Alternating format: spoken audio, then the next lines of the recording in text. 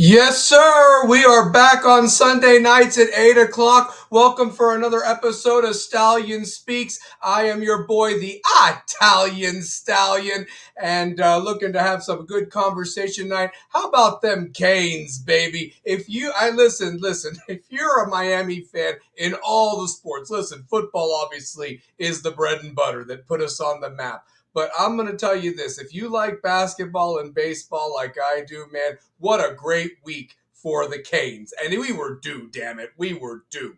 I mean, we absolutely hammered North Carolina on Monday night after their win over Duke and obviously got that win. And then, down and just don't give up on the road in a tough environment like the PNC Arena there in Raleigh, North Carolina. Beat them, Wolfpack. Jay Lucas got the Canes to 20 wins, and I think they're firmly in the NCAA tournament. I mean, they got some games still coming up. They got to take care of business, but right now, if the season was to end today, they would have the 4 seed and a double bye in the ACC tournament in Charlotte, guys. I mean, that's just huge. That is just huge. But just great stuff going on. What's up, Chris Kane? Glad to have you on. Anybody that is on, obviously, we'll get you on tonight. And don't know how long we'll go tonight. Obviously, the reason why the episode's called The Dark Age is this is now the dark age of the season. Especially if you're only a Miami football fan. There's not really much to talk about. Obviously, we've got spring ball coming up here. They've been working out. And it's been awesome.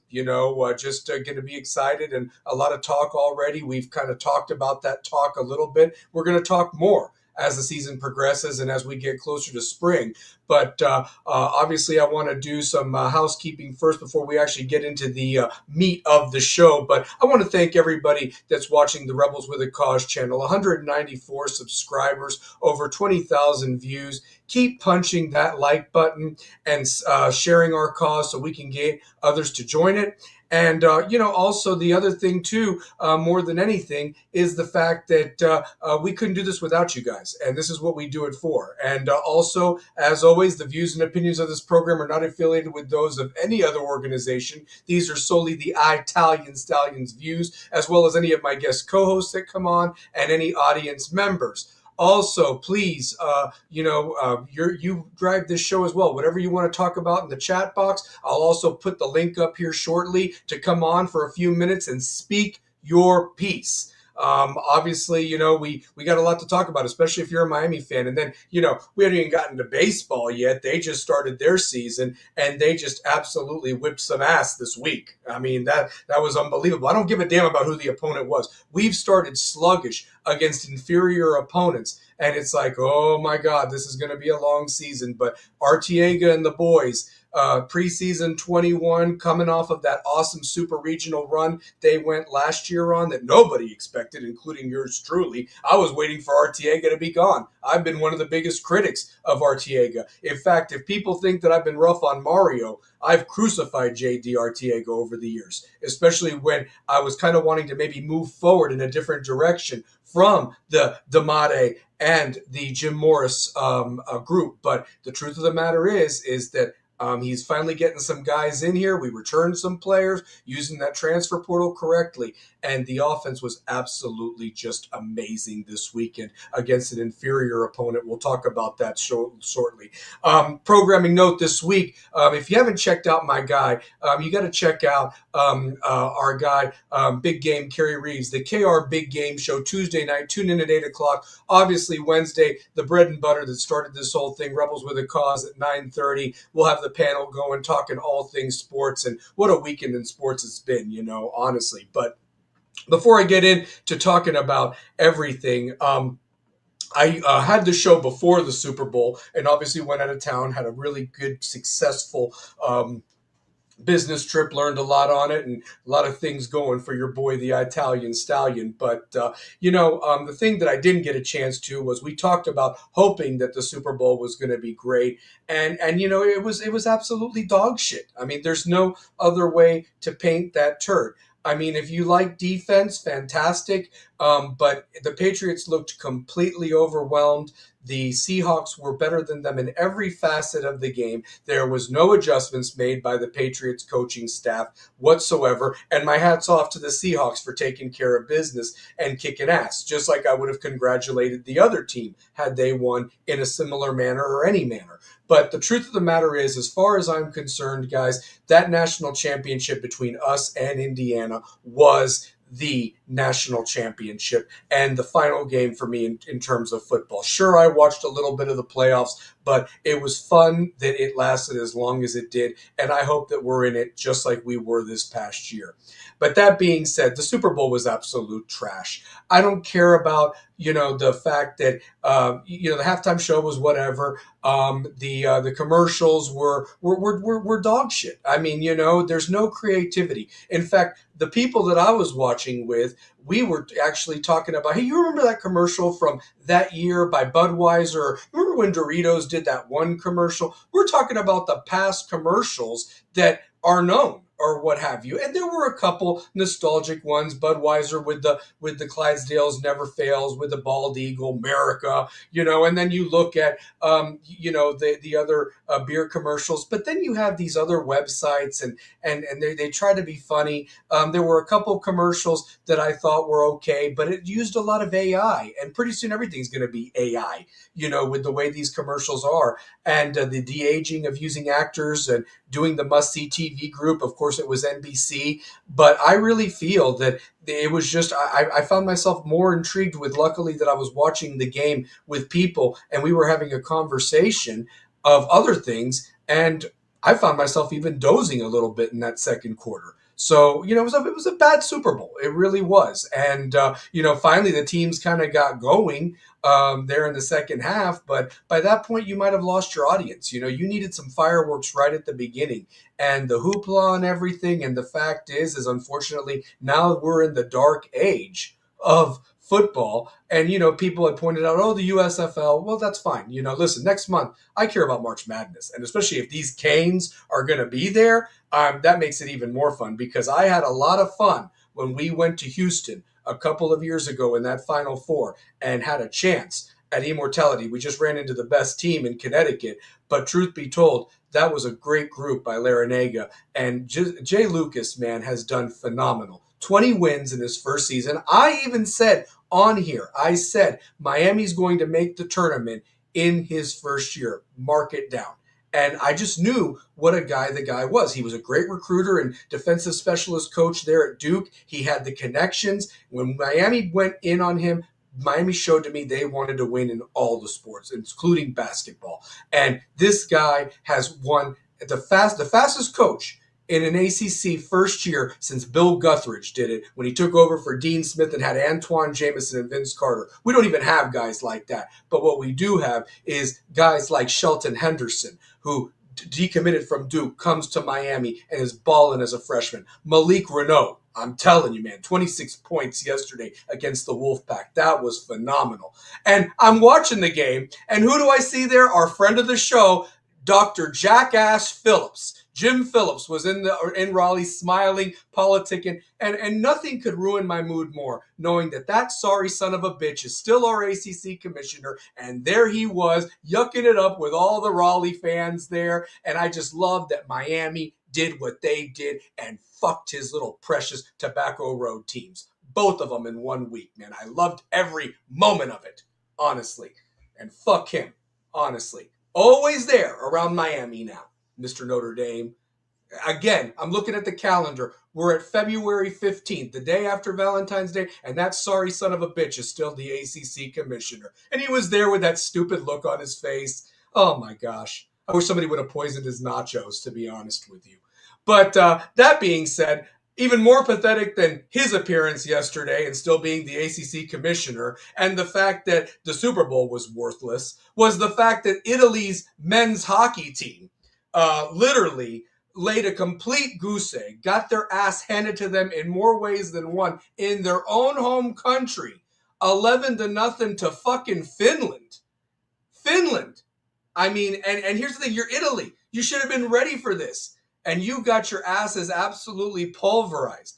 I mean, let me just tell you this. as Goldberg said in Mighty Ducks 2, how do you say in Italiano, a wussy? This is how you say it. Pussy. That's how you say it. I mean, they were absolutely atrocious, and they should be ashamed of themselves and embarrassed that they got their asses absolutely clocked. Not that we were expecting them to win gold, but could you have at least maybe held them to 5-0? I mean, 11-0. Are you serious right now? And you couldn't even get on the scoreboard at home.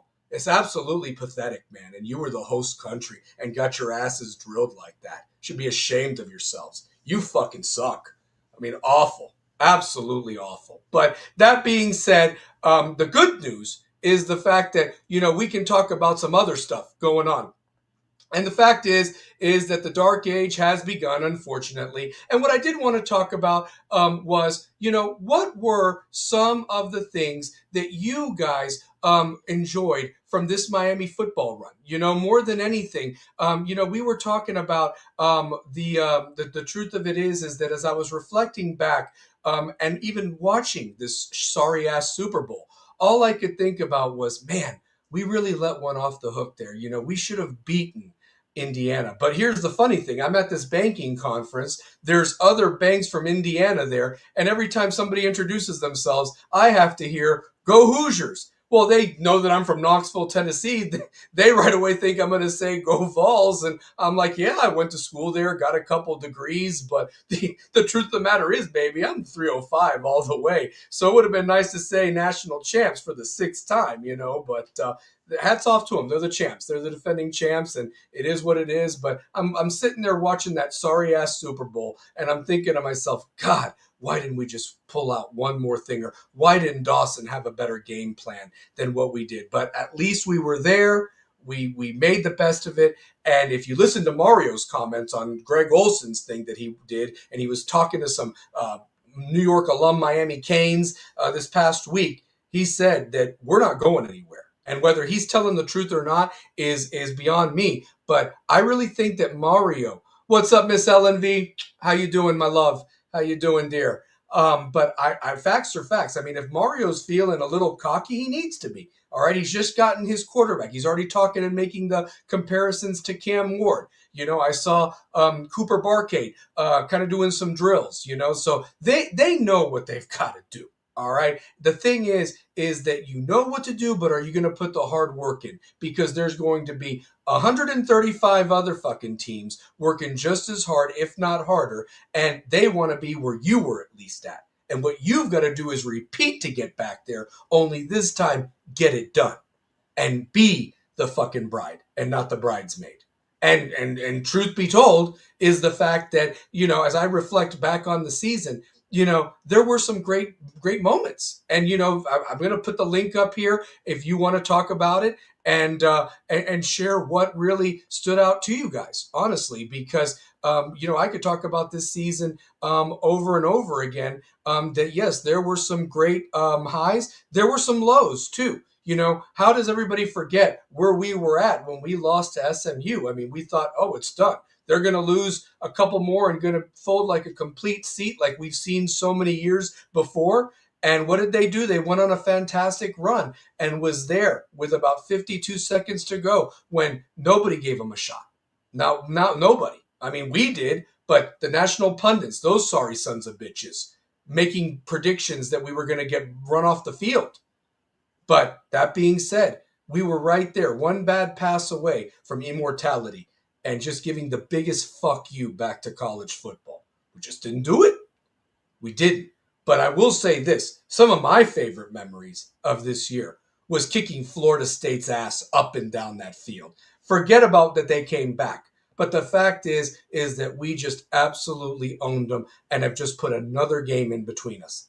Owning the Gators for 2 straight years, dominating them, and not even going to be able to have to play them. I'd play them every year if it was up to us. But truth be told, they won't play us. And unless they get better, because we're not going to lower ourselves, at least I hope not, the standard needs to be up here from here on out. But that being said, I mean, I'd play them every year. I hope we can continue to kick their ass. But until they meet our level, we ain't playing them. And there's not anything in the books or anything of that nature. Radakovich this week actually said that we are keeping the series with Auburn unless they pull out. We still want to keep that one. As far as I know, we're still playing that game in Vegas in the following year, opening week against Utah or someone like that out there. So we're not getting rid of those because we need those games. We want to be showcased. We want to play in the best stadiums. We want to be showcased. We're here to stay.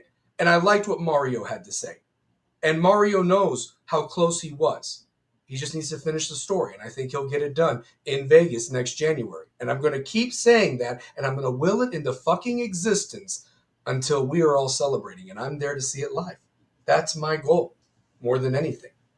But that being said, what were some of your favorite moments from this football season? Mine personally, to continue, was the Notre Dame game right off the bat, winning that game and kind of really announcing ourselves. It sucked that we couldn't continue the streak, in terms of beating Louisville, who's been a thorn in our side. The SMU lost, losing to those guys. But at the end of the day, taking care of business in November was absolutely ginormous. It really was. And more than anything, beating NC State the way we did, whipping that asshole from Syracuse who doesn't even bathe. He's got cheese under his balls, that nasty motherfucker. And then you got, whipping Virginia Tech's ass. Anytime you can beat Virginia Tech up in Blacksburg is beautiful. Is absolutely beautiful. And then to beat Pitt up there and absolutely hammer them after how they've kind of been a thorn in our side and whipped us up and down the field in Mario's first year, yeah, we owed him an ass whipping. We owe him another one this year when they come back down to Miami. And that's the thing that I want to continue to see next year. We put belts to asses and games are done in the first quarter that we don't have anything. We don't need the cardiac cane stuff anymore. We just need to sit back, prop our feet up, and literally just enjoy watching the future stars get their reps, continue this tradition, and just ball out and roll, and welcome anybody that wants to come here and play. That is what we need to look for. That is what we need to do. And I do want to say this much more than anything, and it's something that definitely needs to, be highlighted, is that, the truth of the matter is that I want you to think about the guys we're losing this year, because that was also announced this past week. Everybody but 2 contributors that were seniors or that took that next step have been invited to the combine. Congrats to Carson Beck, obviously Ruben Baines, CeCe Malinois, and now there's talk of Akeem Mesidor sneaking in the first round. I mean, guys, we haven't had multiple first-round picks in years. And we might have 3 this year. Our 2 defensive end studs and our stud right tackle, who we decided not to run behind in the national championship game until the second half. Inexplicable. But at the same time, you might have 3. Jacoby Thomas and Keontae Scott, who were absolutely fire, coming from Tennessee and Auburn respectively, going to get that chance to show out. Balled out in those playoffs all year, making plays. Wesley Bassane, going to get to show out in Indianapolis. How about 3 of our 4? How about the other offensive linemen like Inez Cooper and Markel Bell going to get a chance to show out? The only 2 that didn't get invited was Keelan Marion and Brockemeyer, the center. And sadly, if anybody was paying attention, they were doing great in the playoff run. And so they'll get their chance to show out at the Miami Pro Day, and somebody's going to draft them. And somebody will be damn lucky to get those 2 guys because they worked their asses off. As much criticism as myself gave them, damn did they step up when we needed them, especially in that run in the playoffs against some of the best that we went up against. But just saying that this was wonderful. Another name that needs to be talked about too is CJ Daniels. All his spectacular catches, not even having him for a couple of games in that midseason lull. He's going to get a chance to show out. So we lost some guys. Now I'm hoping that the new guys come in and can ball out and replace them. But congrats to those guys. And as much criticism as we've given Beck, he's got an opportunity to show out and see if he's really gotten any better making those throws. And can he get himself drafted higher? But the fact that we have 3 first-round picks, guys, shows we had talent on this team. Now, we've lost another coach Fortunately, cornerbacks coach is going to the Cardinals. But you want to know something, though, guys? That shows you that we are in the right direction. When coaches are being poached to go to the NFL, it's not there yet, but it's starting to get there. And that is got to make any Kane fan, any true Kane fan, tickled pink. The thing is, you need to get somebody just as good, if not better, to replace him so that room does not go back to dog shit like it was the past few seasons. You just got to keep replacing not only the players with good players, but coaches with the same philosophy. Get the best out of somebody, develop them. That's when this program is going to be a badass motherfucker again. Honestly, that's what we need to look for. You know, another thing that really I enjoyed this past season was when nobody gave us a shot. Well, it's not that they gave us a shot, but the disrespect. Oh, watch out for South Florida. Game was over in the first quarter. That type of shit needs to happen in all the ACC games next year. All of them. They need to want to absolutely murder everybody. Sure, you might take some team a little, but no. If you're truly on a mission, you go out there and you end this shit right off the bat. I don't care how many fans are in their stands if you're on the road. You go out there and just punch them in the face before they get any type of confidence to prolong this thing longer than a half. You cover that point spread, you whip some ass. Fuck what the referees say, fuck what Jim Phillips and the commission and all them do. No matter when that game is played, whether it's moved because of a storm or some whatever, you play on that day, 60 minutes, kick their ass. But realistically, you know, that's what I want to see next year more than anything. I want to take care of the rivalry games. I want to make sure that we owe teams some ass whippings.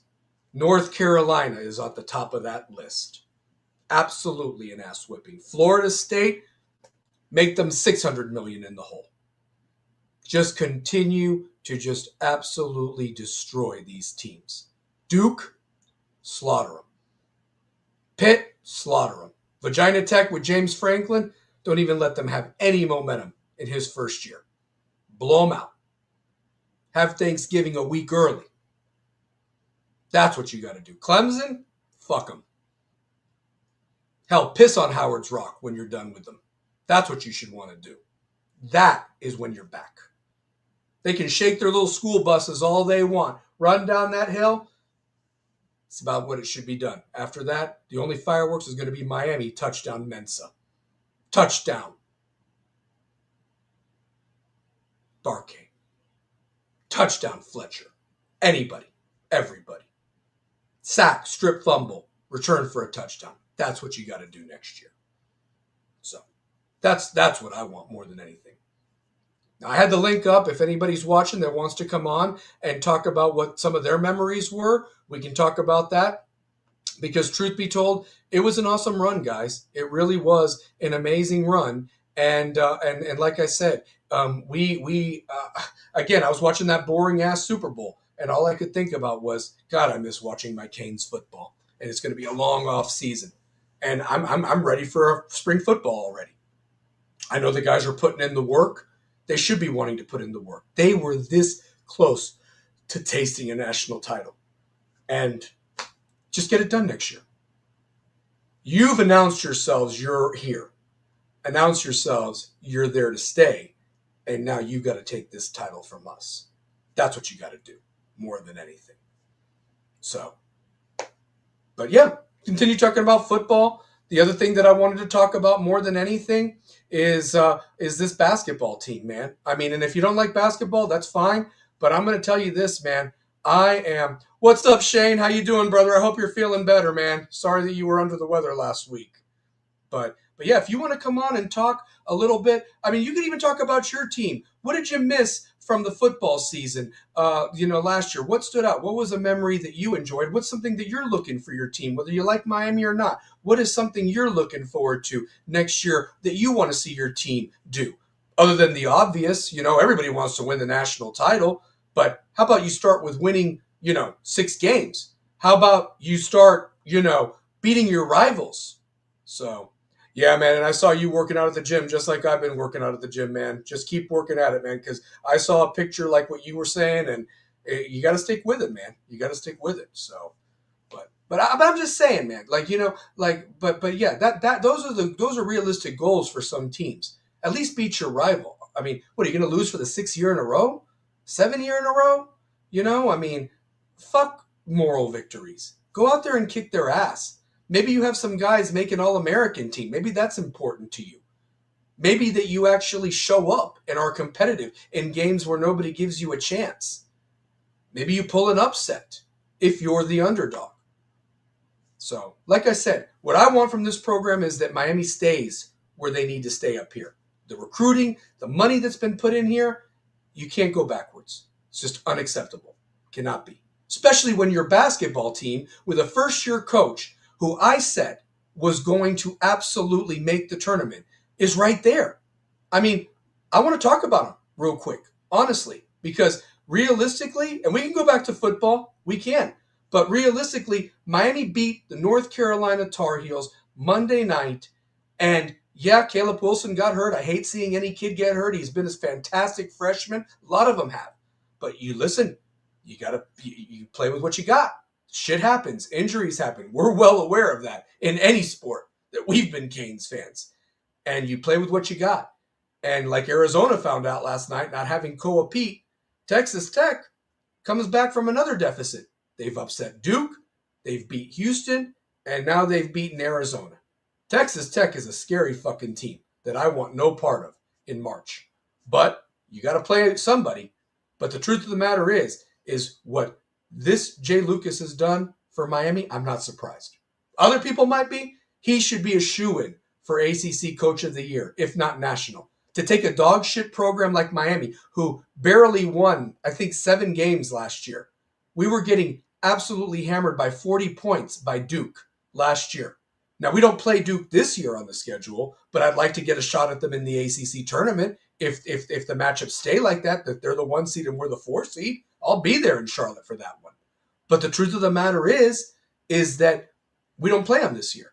But as far as I'm concerned, beating North Carolina and the Wolfpack and North Carolina beating Duke, Miami's the unofficial fucking state champs of North Carolina and Tobacco Road. And that's the biggest fuck you they could have given to Dr. Jackass Jim Phillips, who was in attendance yesterday. And I loved every moment of it.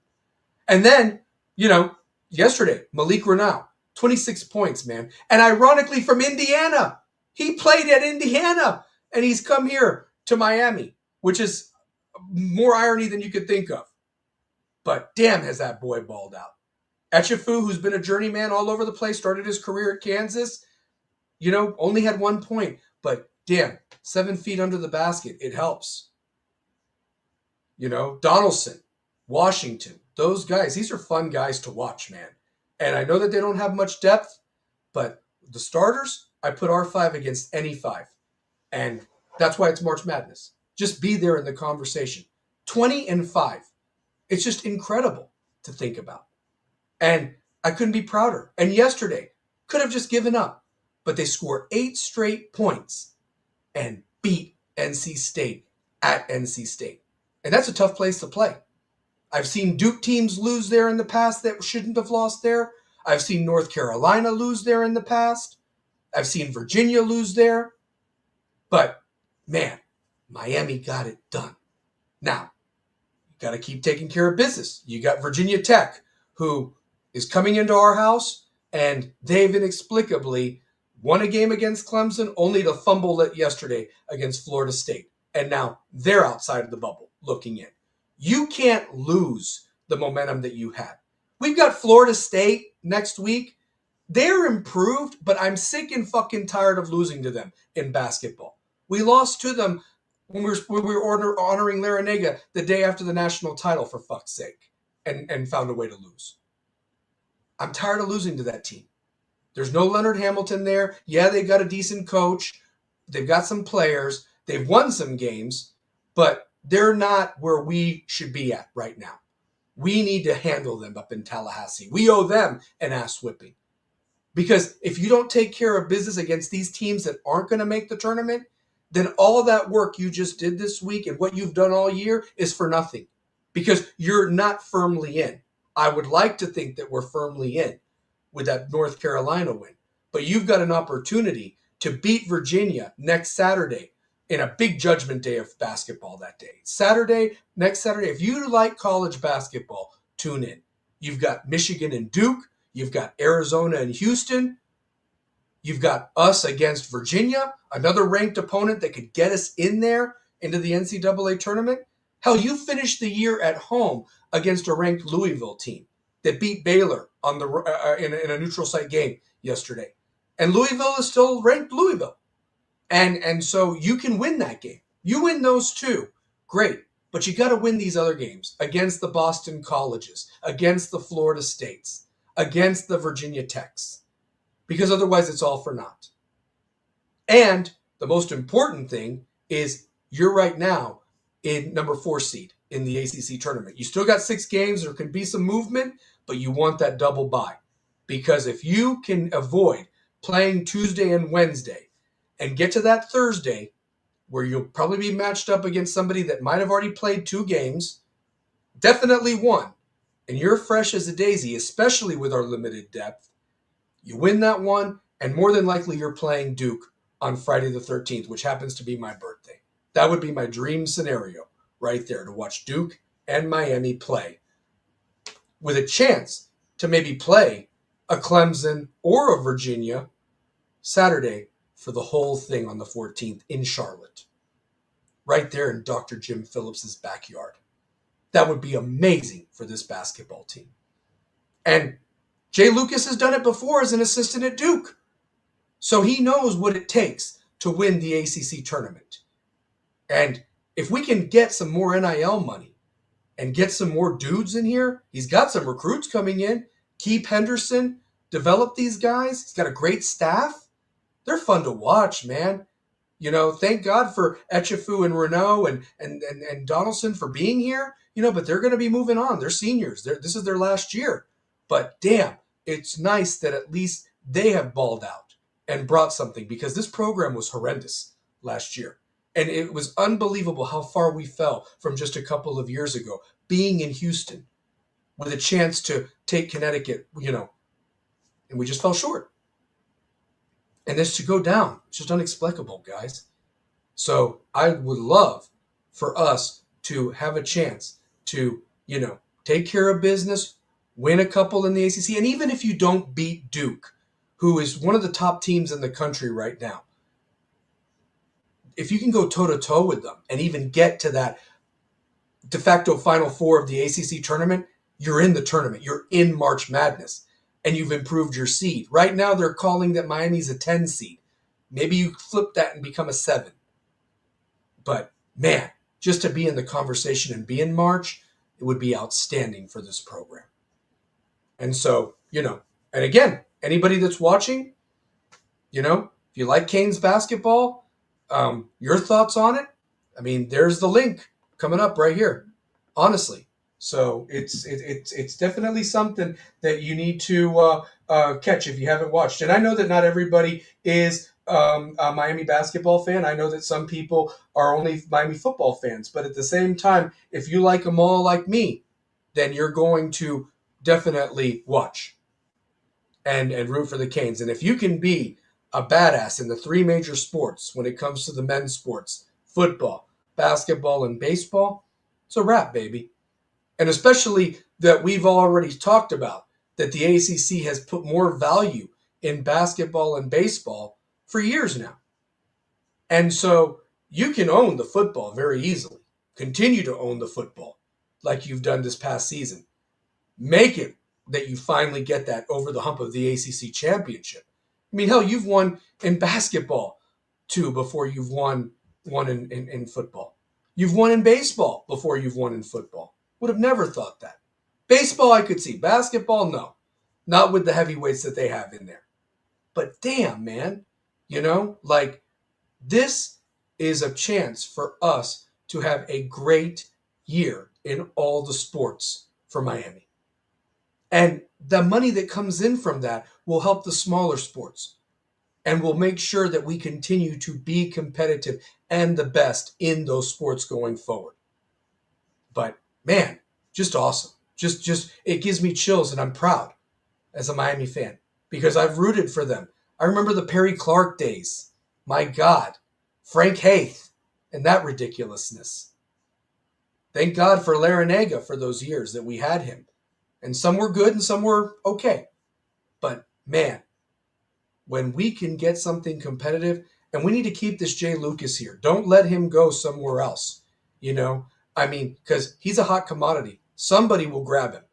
But if we can keep him happy, where the expectations aren't that high, but we still want to win, and we're willing to give the guy the money he needs to be competitive in that market for the guys that maybe you can't get recruiting wise, but maybe aren't happy in the situation. And they saw what Renault is doing right now, what Etchefu and Donaldson are doing. That could be them next year, along with the Henderson coming back and bringing in some stud freshmen. That is where it's at, developing and getting some guys that maybe just weren't ready this year, but will be back next year. So that's what I'm excited about as a Miami fan, especially for the basketball team. And to beat North Carolina after their big win against Duke, huge. To come back and score 8 straight points and, piss off Will Wade, beautiful. And in front of that jackass Phillips, too, on top of that. Fuck him. Because he was there to watch NC State beat Miami. He wasn't smiling afterwards, I can guarantee it. Too bad the camera wasn't there to find him. And then the broadcaster's kissing his ass, too. Oh, there he is. And I said, I wanted to throw up. The worst commissioner in all of college sports. That guy. And they even referred to him as his royalty. How ridiculous. Shameful. But when it's the commentators for the ACC, of course. Strangely, that game was on ESPN too. It wasn't even the ACC network, if I'm not mistaken. So that's what I was watching yesterday. But yeah. So, and then, talking about baseball, my gosh, preseason 21, Daniel Cuvée today, home runs. The offense was just blasting it. Got some guys came back from last year. Arteaga has got this team rolling, man. Listen, forget who you're playing. We've looked horrible against teams that started out and we've even lost one game inexplicably. We didn't even get the series sweep. But not only did you get the series sweep, you did it 13-2, 17-11, and 27-3 today. They had to call the game because of the run rule. We scored 15 runs in one inning today, guys. It's like a record. I'm just so thrilled for it. Now, how do you do against the Gators in a couple of weeks? How do you do next weekend? How do you do with these midweek games that have been just dog shit? Losing to the FIUs and the FAUs and Bethune-Cookman. That can't happen anymore. Sure, midweek shit happens, but when you're a dominant fucking program, you put belts to asses again. You develop that talent. Because there's no fucking way they have an ace pitcher unless they're just wanting to win that game. I know you save your aces for the Friday and Saturday, but have a pitcher ready to go against that because it's definitely not the competition you're playing on the weekends. But that's what you got to do, man. Get that regional. Win this ACC. Get back to the super regional. Get back to Omaha. That's Miami baseball. Hell, Arteaga was on teams that not only was he the pitching coach for in the early 2000s when he was under Morris, but he was a fucking player on a College World Series team that got to Omaha consistently. So he knows what it takes. And I've been his biggest critic, but he's showing me something. Now, when we get to the ACC, that'll be a different story. But realistically, we've got to make sure that we don't lose these games inexplicably. Continue to rise. Build that brand back. Make sure kids can come here. And again, You're not happy at another program? You see a transfer ball out here in any fucking sport. Come on. It's Miami. It's a fun city. You have a great time. Great food, beautiful women. It's a fun town. You're going to be on TV. Show out. Build yourself up. Make some big fucking money in the pros. Sells itself. You have the coaches in any of these sports that develop these guys. Fuck it. Let's go. Let's roll. Let's kick some ass. Anytime, anywhere, just get it done. That is what Miami's all about. It's what it needs to be about. And it's about time. It feels like 2001 all over again, where we literally had a baseball team win 58 games and win a national championship. We had the Miami national champion football, 2001. So the greatest team of all time. I'll put them against anybody. Pound for pound. And we started a basketball season with Perry Clark of all coaches because he had leftovers that were recruited by Leonard Hamilton that started a season 16-0. Faltered, but it was fun. Miami was winning in all three sports, and that was the last time that we can honestly say that we had a great year in all three sports. That was 25 years ago, guys. Just putting that out there. So this is awesome. This is awesome if you're a Miami fan in all the sports like me. And obviously football is the bread and butter. But like I said, I'm excited. I'm excited about it. You know, talking about college basketball, yesterday, watching that Arizona-Texas Tech game, man. Texas Tech was unbelievable. If you want to talk about that, come on. I've got 15 minutes. I don't know how long we'll go, but realistically, anybody that wants to come on and speak their piece, do it. Here's the link. But realistically, some great basketball yesterday. Michigan whipped UCLA's ass. Duke absolutely destroyed Clemson. Carolina, without Caleb Wilson and their big center, beat the shit out of Pitt. What a horrible team. What a sad, sorry shit team Pitt is, honestly. I thought they'd be better with Jeff Capel, especially after the success he had at Oklahoma and VCU years ago. He's done. I mean, I'm surprised they haven't fired him yet, but it's Pittsburgh. Who are you going to get? I guess I'll just wait for the end of the year. But they're a terrible basketball team. Terrible basketball team. Virginia Tech, win against Clemson, lose to Florida State. Now, watch them be world beaters against Miami. Hopefully not. Miami needs to bring the same energy and pretend like that's North Carolina. Don't lose that fucking game at home. And I would love a crowd to be there the way it was that honored not only Miami's football team, and I know it was the Tar Heels. Tough ticket in town. It's a blue blood. But same, Virginia Tech's a rival. People, if you're down there, if I was a student down there, I'd be showing out, man. This is a fun team to watch. Make it loud, because if we had been going up to Castle, that'd be a fucking miserable place to play for Miami. Has been a miserable little house of horrors place to play. So, got to beat Virginia Tech. Got to. I watched Virginia. They're not very good. They barely beat Ohio State. Same Ohio State that got their ass absolutely destroyed by Michigan. Michigan's the best team in the country, in my opinion. If anybody asks me right now, I thought Arizona was, but with Koa Pete, and you don't know what the injury is going to be long-term at lower extremity, Michigan has been killing everybody. I still don't know how Michigan lost the game they lost. But, damn, they've been beating the fuck out of teams. And we're going to see how good they are against Duke on Saturday. It's defense against offense there. Something's got to give. Duke holds teams to under 60 points. Michigan averages 90. Michigan goes 9 deep. Duke goes about 8 or 9, depending on the game situation. It's going to be a fire game, 6:30 next week. If you're a Tennessee fan, you got Vols against Vanderbilt. Right now, you're jockeying for that second or third seed. Again, double bye. Double bye coming up.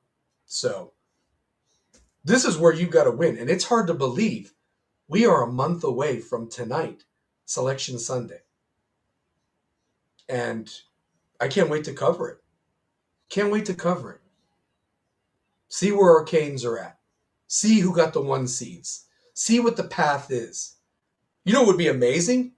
If Miami somehow geographically got into that Tampa first round. Not going to happen. That's going to be rewarded for some teams that obviously geographically are more positioned in higher seeds.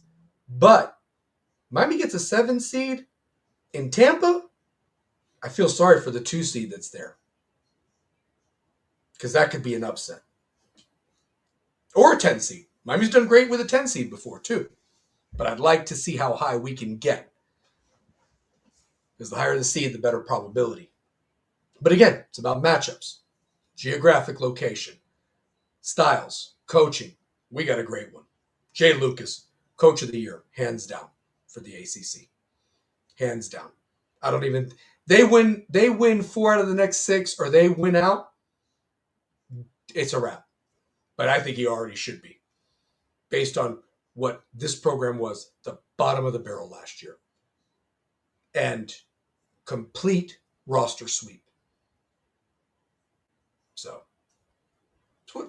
I mean, it's exciting stuff.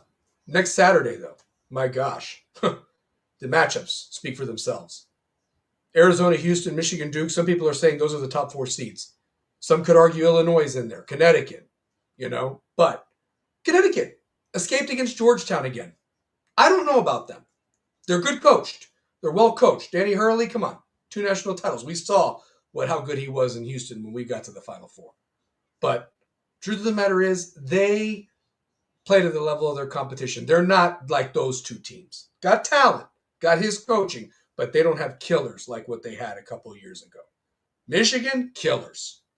Arizona, up until yesterday, killers. Houston, with that freshman kid, oh my God. And with the guys that they had coming back from last year's team that fell short against Florida, speaking of the damn Gators, now they're hot. With that huge front court that gave us problems at the beginning of the year. And we held our own for a bit. And that's how I knew we were going to be okay. We've lost to Connecticut. We've lost to BYU and DeBatsa. But there's not been a really horrible loss for Miami this year of the 5. But we've been very good. So we have been. Got my co-host coming on tonight. Can't wait to hear what he's got to say. So without further ado, let's bring him on.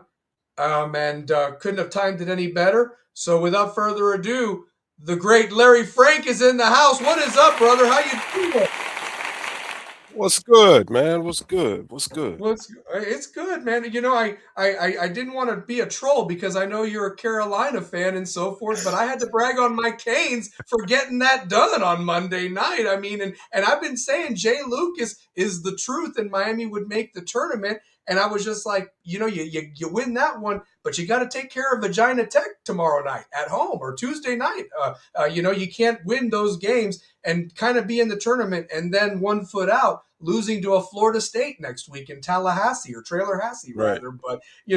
But I'm just proud that Miami is looking good in the 3 major sports, man. And that's something that hasn't been done in 25 years when they've all 3 been competitive. So, yeah.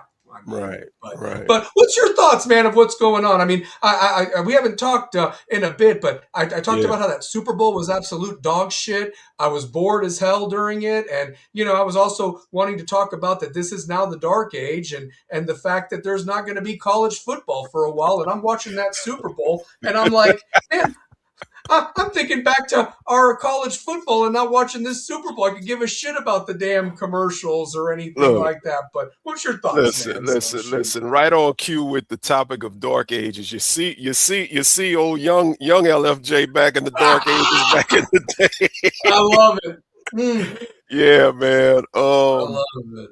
I don't know, man. This is just that time of year that I'm not into the NBA like I used to be. I tried watching the All-Star events. I couldn't get into it. I'm not really into the NBA no more. The Chicago Bulls are trash. And I mean, it's like the only thing that I really have to look forward to is the fact that, we have so much more in the off season of both college and the NFL.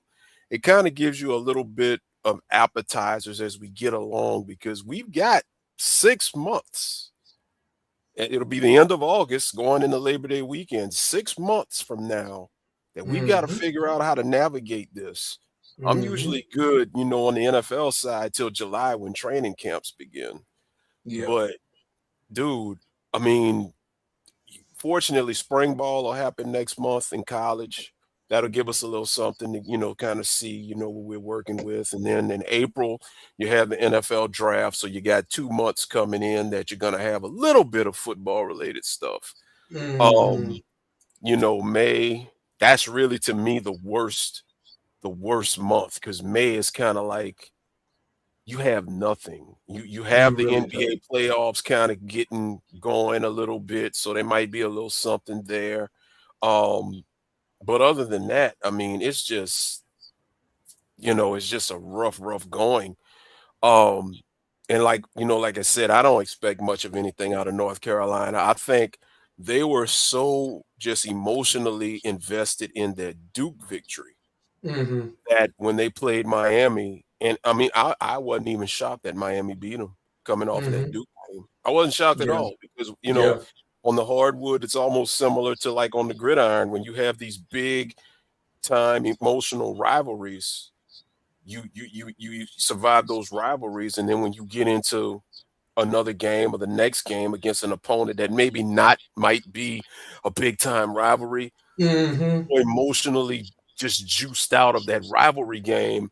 And listen, that was an exhausting game. They beat Duke, but my goodness, that was an exhausting game for them. I mean, they had to And come back from like 13 down. I was yeah, watching it and yeah, so forth, and yeah, and and it yeah, wasn't looking good. Like I was even thinking, I was like, man, I mean, Duke is running them out of their own building, and I mean, and yeah, we've talked about how good Duke's talent has been, but then you have a Caleb Wilson. And that's what North Carolina needs five of those type of guys, because look what Duke had. They had, the yeah, Isaiah Evans kid. That kid goes to North Carolina 25 years ago. He don't go to Duke being a right. kid from Charlotte, and stuff like that. So I mean, it's just crazy how Duke is getting the kids from North Carolina and not North Carolina. Like that just shocks me like to death. But yeah, you have a point there. And then Caleb Wilson does get hurt.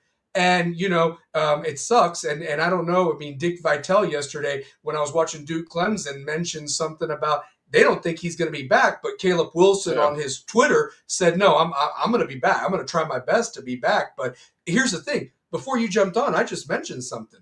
We are Mhm. a month away from tonight, Selection Sunday. So there's not much season left. I mean, Well, you've got well, well, Stallion. games and Let's look at it. tournaments. Let's look at it Yeah. like this, Stallion. I mean, if he's out for the foreseeable future, I Mm-hmm. mean, how do you even know that you're going to be, in the driver's seat come selection Sunday? How do you even Great know? point. Because you very well might now hit a brick wall, without him. And I don't know how long he's out. I haven't been really keeping up with it because I got so much stuff going on here on Oh my yeah, end. yeah, But if he's out for an extended period of time, I mean, who's to say that Carolina can even navigate in his absence and win it's true. games in his absence? It's You may true. be looking at an NIT bid, if anything. So, Yeah, if I was him, I mean, listen, I applaud that he wants to try to get back and yeah. get back as soon as possible. But I look at it like this, man. If that team in his absence is not in a position to do anything, if they don't have a miraculous run in the ACC tournament and can get that automatic bid, I'm not rushing my return. I'm definitely Mm-mm. not rushing my return for an NIT bid. No, So, no, no. that And you're that's right that's because to they look do at. have some. I mean, they got the return trip to Duke that's going to be a tough And, one, and and they're they got gonna the split that. Wolfpack. Yeah, Normally the Duke Carolina series, I don't know the splits. last time that it's been a sweep either way. It's gonna be a split Yeah, last year was a sweep for the first time where one won all three in a while. in a But long that Duke team, time, but yes. that Duke team was a super But team, and but look that's what at I'm what North saying. Look Carolina had. look Yeah, how yeah, undermanned Carolina was. yeah, If Carolina or Duke has any talent, on either squad, more often than not, it's gonna be a split. It's kind of like in yeah. NFL, my Ravens and Steelers. Yeah. those, I mean, listen, it was a sweep this year, but normally that's a split. So, and those are fierce Mhm. rivals. Yeah. So, You're right. You're yeah, I'm right. not I'm not So. really getting excited about, Carolina. I'm just gonna kind of hope for the best. But, listen, no matter what happens, I mean, you got Michigan, man. Michigan is levels above, Oh.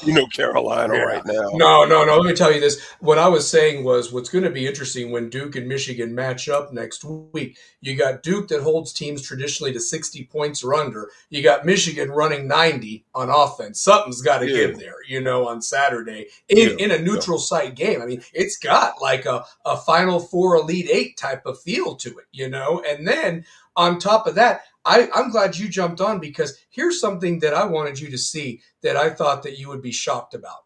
And I knew Hmm. that it was a pro. I knew it was something, and I had it confirmed. So by Miami beating North Carolina on Monday, did you know that Miami has won 8 out of the last 11 matchups in basketball against Carolina? On the flip side, North Carolina has won 8 out of the last 11 matchups against Miami in football.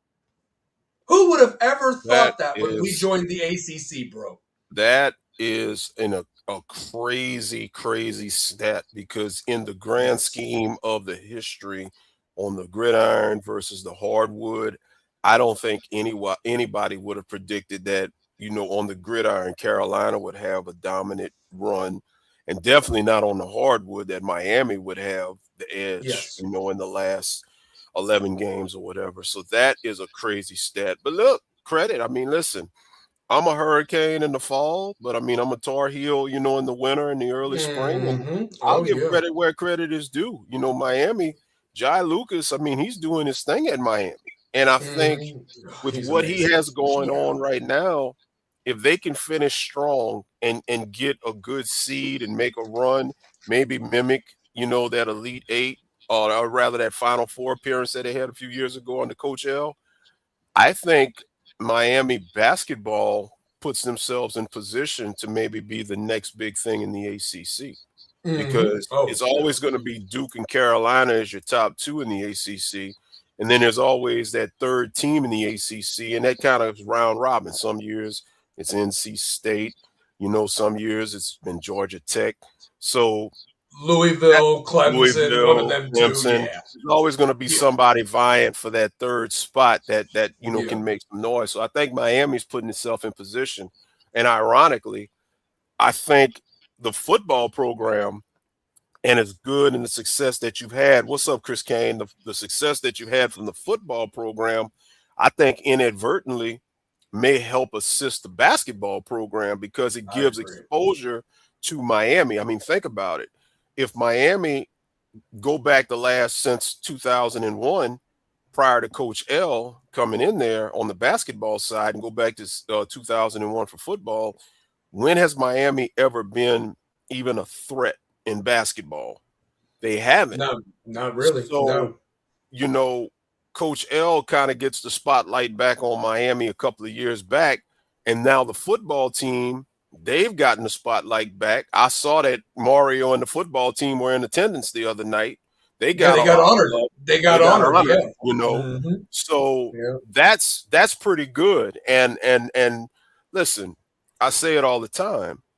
A an athletic department, an athletic director rather, the AD is really the most important part and the single most important part of sports at all of these universities. A lot of Yes. people they hang their hat on, are you a football school? Are you a basketball school? And most of these universities, they stand out in one sport. But if you can be an AD that's heading a program that's a threat in minimum two, and I think with Miami, you can make a case now they can charge towards being a threat in all three, the big three, because Yes. football is back on top as far as being a national title contender. The basketball team is certainly a threat. They need a little bit more, but I think they can become a force to be reckoned with. And the hmm baseball team has always been something. And if Always. Radakovich can just keep putting his stamp on these programs as an AD, that speaks volumes of what Miami has to offer as a sports destination in any Mm. sport. And that's not counting women's basketball, or the other sports that doesn't get any of the exposure. So, Hmm. I say all that to say this, long story short, Miami, I think, has an opportunity to really kind of parlay each season off of the other season of another sport. I Except agree. football is the king of everything. So it's not like football needs basketball and baseball. But when you have Miami basketball coming in after football, especially coming off of a national championship appearance on the football team, now Hmm. you still got that steam from Miami. You've got that attention from Miami and that energy for the Hurricanes year round. That's great for the program. That's great for the overall athletic program at the university. I'm glad you said that too, Larry, because if you think about it, when you host a lot of these players, you're going to take them to the football games. Whether you got an on campus stadium or you got the Rock, but Yep. you want big time matchups. You want them to have a great time. You're going to wine and dine them anyway, and the Yep. city sells itself. I mean, I was saying this before you jumped on. I said, if you're a guy that maybe is not happy at your current situation, and you see some transfers ball out like Malik Renault has done for Miami this year, coming from Indiana, ironically, where he played 4 years and now he's at Miami, which is really weird. But anyway, Right. but the truth of the matter is he is having a great season, might get himself drafted, and the thing is why would you not want to come to Miami? You could be on TV all the time. The city and the school sells itself. And the truth of the matter is, if you've got a great coach like Lucas and his staff that's developed these guys, they could develop you. And I think it's a great fit. And if the NIL money jacks up just a little bit more, you might be in play for some of these 5-star recruits that go to IMG or Mount Verde or one of the Florida schools that are known for the basketball powerhouses that Yes. the Cooper Flags and all these guys have been going to the last few years and everything that you see. So, but I'm just saying that it's something. It's definitely something, and you're onto something with that for sure. Now, I did want to ask you something, Larry, because of the discussion. Hmm. Looking back to last year, what was a favorite memory of yours that stood out last year more than anything? And what's something that you would like to see? Obviously, we want to see Miami win that national championship next year, but realistically, what would you like to see next year that you didn't necessarily get this year? And that was a question I posed to anybody that wanted to come on. Nobody did or put it in the chat. And Hmm. I even put it out there for other teams, whether they're Miami fans or not. What's something that you would love to see next year that maybe you didn't see this year, other than the obvious of your team obviously getting to the national title? So, yeah. Um, I want to see a complete game for an extended period of time. And let me expunge on that. I like it though. After the SMU loss, we don't have to go back in history. We all know what happened with that.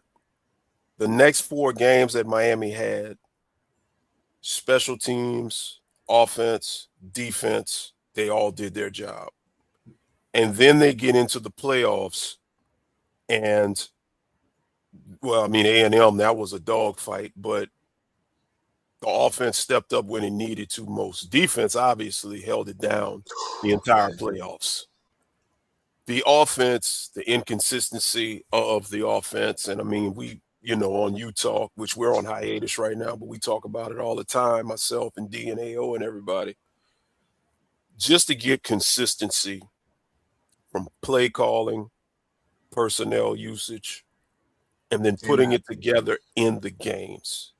Amen. And the games that, because I feel like this, Stallion, if we can go up against Notre Dame, Florida State, our bitter rivals, if we can get into the playoffs, knock off SEC teams, the big bad SEC, as everybody, puts it, and knock off the defending national champions that has the best player in America, why in the world are we not knocking off those mid-major opponents in our own conference?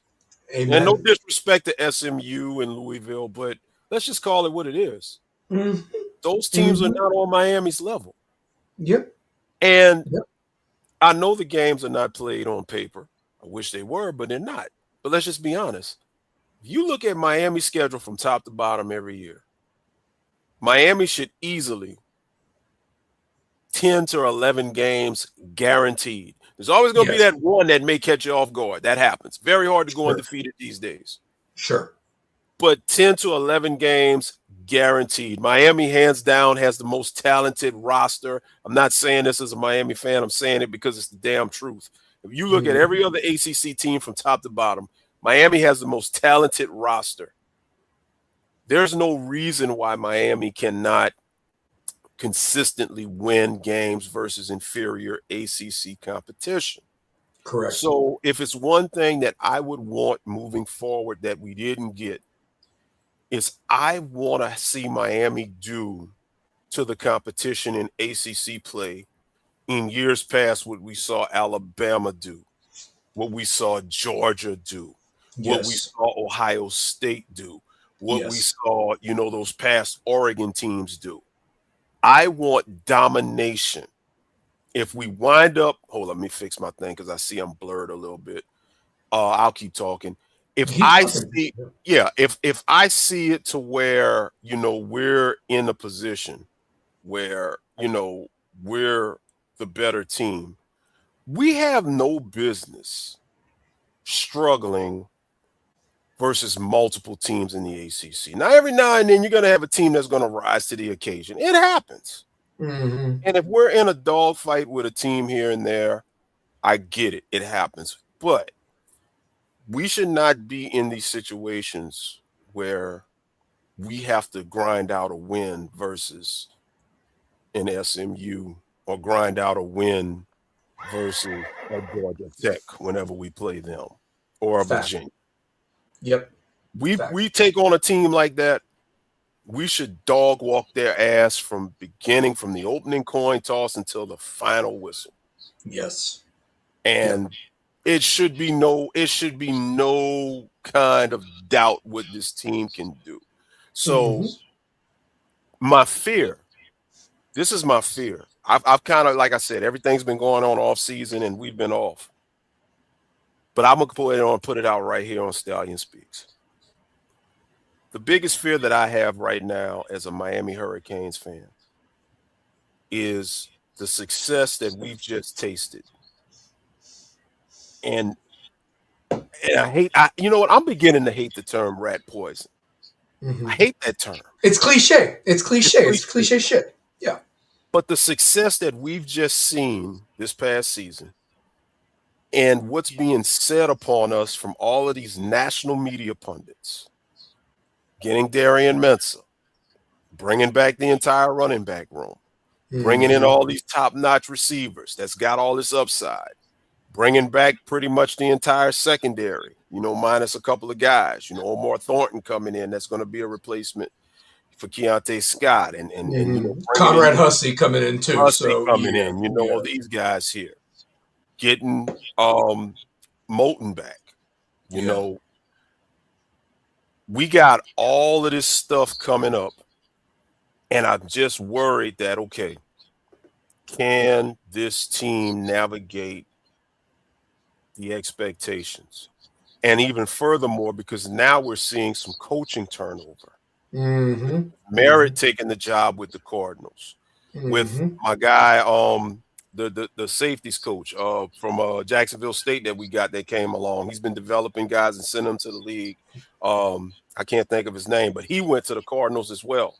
The DB coach, Yep. Zach Etheridge. Etheridge. Etheridge. Yep.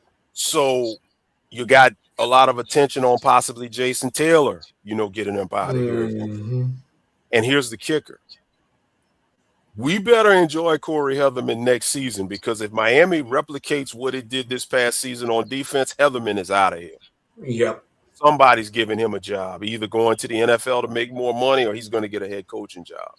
Yep. So I hate to say that it's boom or bust for Miami next year, but to an extent, I think it is boom or bust. And this is what the thing, I know the haters, the fans that always get on us, they're going to hate when I say this, but I don't give a shit. I'm going to say it. Speak your piece, baby. That's what this show's all about. Does Mario get the hires right eventually? Yes, he does. But look how long it takes at times for Mario to make a decision to go there. Hmm. You went through What's his name? My guy, the first year from Oh, Michigan. Gaddis. Josh Gaddis. Gaddis. Yep. You went to Josh Gaddis, Yep. and that was a flop. You get, you know, Coach Dimples, but let's be honest, Yeah. we still don't really know what kind of product Shannon Dawson puts on the field Mm-hmm. because when he had a quarterback like TVD and Carson Beck, you saw that there was a way that he was calling plays and calling the games that he really held back on stuff. Mm-hmm. I mean, Tyler Van Dyke was overrated and he regressed. Mm-hmm. Cam Ward comes in and we have the number one offense in America, but how much of that is Shannon Dawson as opposed to Cam Ward, calling his own number because he's an alpha and he doesn't like what comes in from the headset, you Mm-hmm. know? Plus, he was And out there seeing stuff. Like he he was on that iPad looking at stuff too. So yes. And then yeah. and on top of that, let's look at it as well. How much of the football IQ of our quarterbacks come into play? Yeah, LMV is definitely Coach Yeah. It's Dimples. fucking dimples. So yeah. How much of a football IQ do our quarterbacks that we've had have?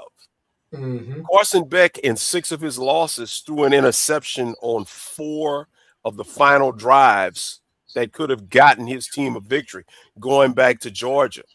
Yeah. One against Georgia when they lost to Alabama, and the 3 this past season. Yep. And how much of that can you attribute to Carson Beck maybe not having the IQ or maybe not understanding, not being able to read defenses at certain points? He Yep. certainly exuded that his being able to read a defense in the national championship game. He certainly showed that he couldn't read that particular coverage on the final play. Yep. Yep. So Yep. I'm Yep. just that's what worries me. That's Oh, what and it worries me. should. Well, and it should, Larry. And here's the other thing too, brother. If you really want to go deeper, I actually argued at the beginning of the show that you look at this, it's now starting to kind of look how it used to. How many times when it was good would we lose a coach to the NFL, like a Chuck Pagano or Greg Schiano getting a head coaching job somewhere else? That's how you know you've got the right guys there. And the truth of the matter is, like you said, don't waste this opportunity. And maybe that's too harsh of a term. If there's a better way to say it, when you do have a Mensa coming in and these stud receivers, plus Malachi Tony. I mean, and I'm going to bring up something real quick. Mhm. Malachi Tony got to do the first pitch for the baseball team, the other night, Yeah, opening night. And, obviously he's at the basketball games, is signing autographs even before the team was honored. He was at another game and he was signing autographs. I wonder deep down, and I want to give a shout out to my boy Kevin for pointing this out. Jeremiah Smith could have been a god here at Miami, dude. Like he could have been that. You know what I mean? yeah, Not that Ohio State's known for really basketball or baseball or anything else like that, but the truth of the matter is like that hype right there with what Malachi Tony did is there should be a special about that for yeah, ESPN. But it's like you got all these running backs coming back, but you need to get the right coaches in there. And this cornerback room cannot regress like it was 2 years ago. That was absolutely atrocious. They couldn't cover a preschool the way that they were, covering, and just there was no strategy. They didn't have the right personnel, and yet here you lose a guy to the Cardinals. We're not even talking he went to Louisville or made a lateral move. He went to the big time to yeah, coach the same position. And Mario needs to get guys that are just as good, if not better, when replacing that. I mean, truth be told, as much as we made fun of the Burger King and Charlie Strong, I mean, that was a complete fail to go to that garbage from Marshall. That guy. I yeah, mean, he was horrendous. And look what you wasted because you didn't make the right hire.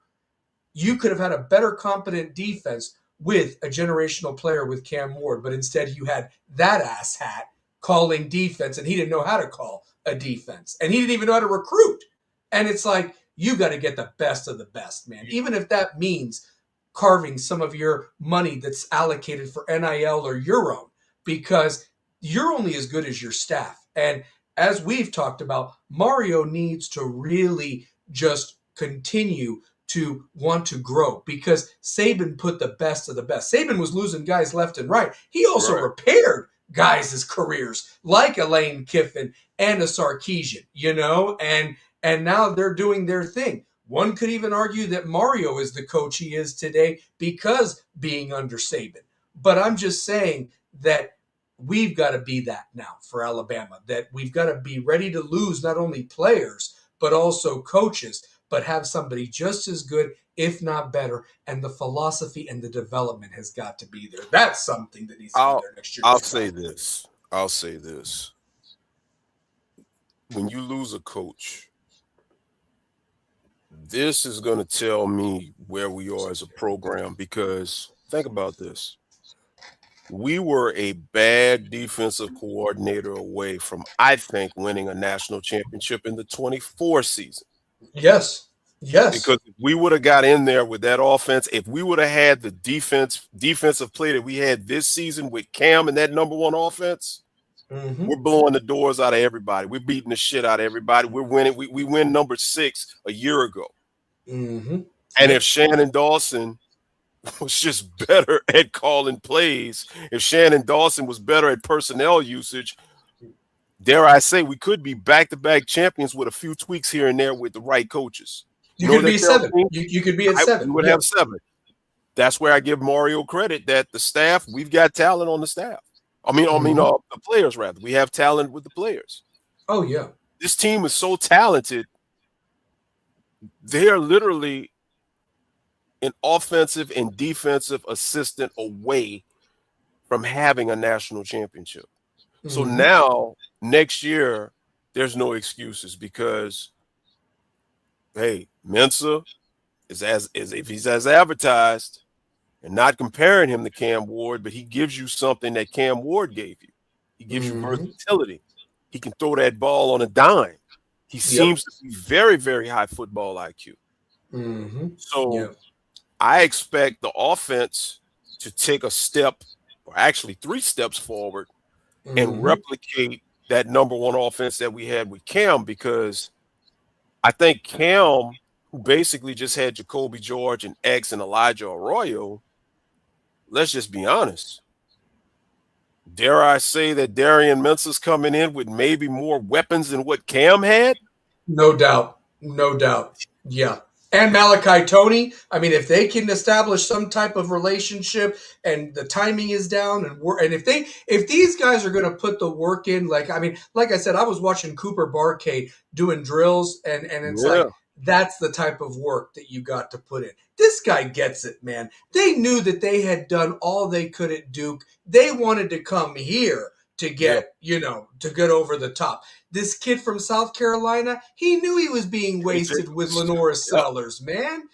What about this kid from West Virginia, this Cam guy? I mean, Cam he knew on. better. Yeah, man, he knew better. And so here's the truth of it is that, yeah, I mean, you need to take belts to asses next year. You owe plenty of teams ass whippings. Yeah, And here's the other thing too, Larry, that's not really been talked about. And anybody can come on and speak their piece too, the chat box, whatever. But I'm going to say this right now. Of all those haters, if you don't watch Miami football like we do, I think that unfortunately we've been so bad for so long that people are like, "Oh, it's just Miami, whatever. They're going to be a flash in the pan." But I think yeah. what's happened, even the haters, Larry, the commentators, the media, when they see Miami's team get off the bus and put the pads on and watch them, the consensus, whether, look, that doesn't matter, but it's not that I want my ass fluffed or smoke up my ass, but what I'm getting at is there's a respect, and it's Mhm. like, look at them.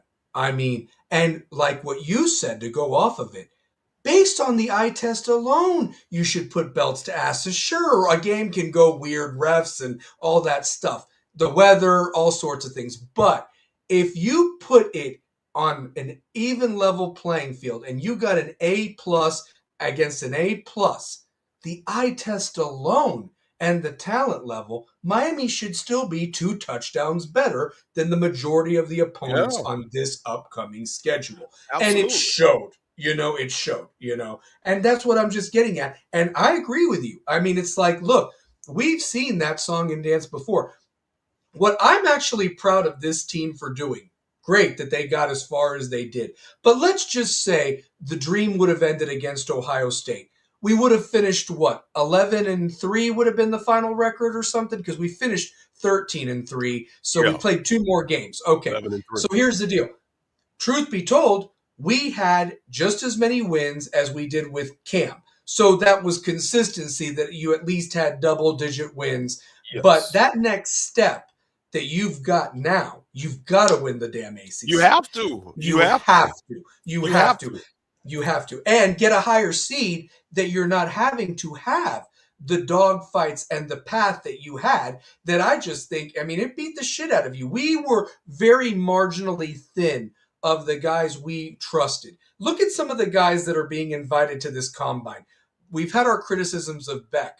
The fact is, Messidor might sneak in there as a third first round pick. Yeah, Larry, I can't even remember the last time Miami had multiple first round picks. The last one off the top of my head would have probably been '05 or '04 yeah, when we had the 6 in the first round. That was Kellen, Taylor, Vilma, Williams, Carey, and Wilfork or what have you. yes, But the yes. thing is, I mean, I'm sure we had maybe 1 or 2 the following, but you have to tell. I mean, like I said, just a couple of years ago, we had one guy that almost was basically Mr. Irrelevant, or we would have had no guys The drafted streak would in have been 7 broken. drafts. Yeah, And now you've got a potential for these guys, whether they balled out or not, but they're going to get drafted, 3 potentially in the first round. And then there's 2 guys that got snubbed that played very well in that playoff run in Brockemeyer and Keelan Marion, that if they have a great Miami Pro Day, could sneak in there in the 6th or 7th round, or maybe yeah, even get an undrafted free agent and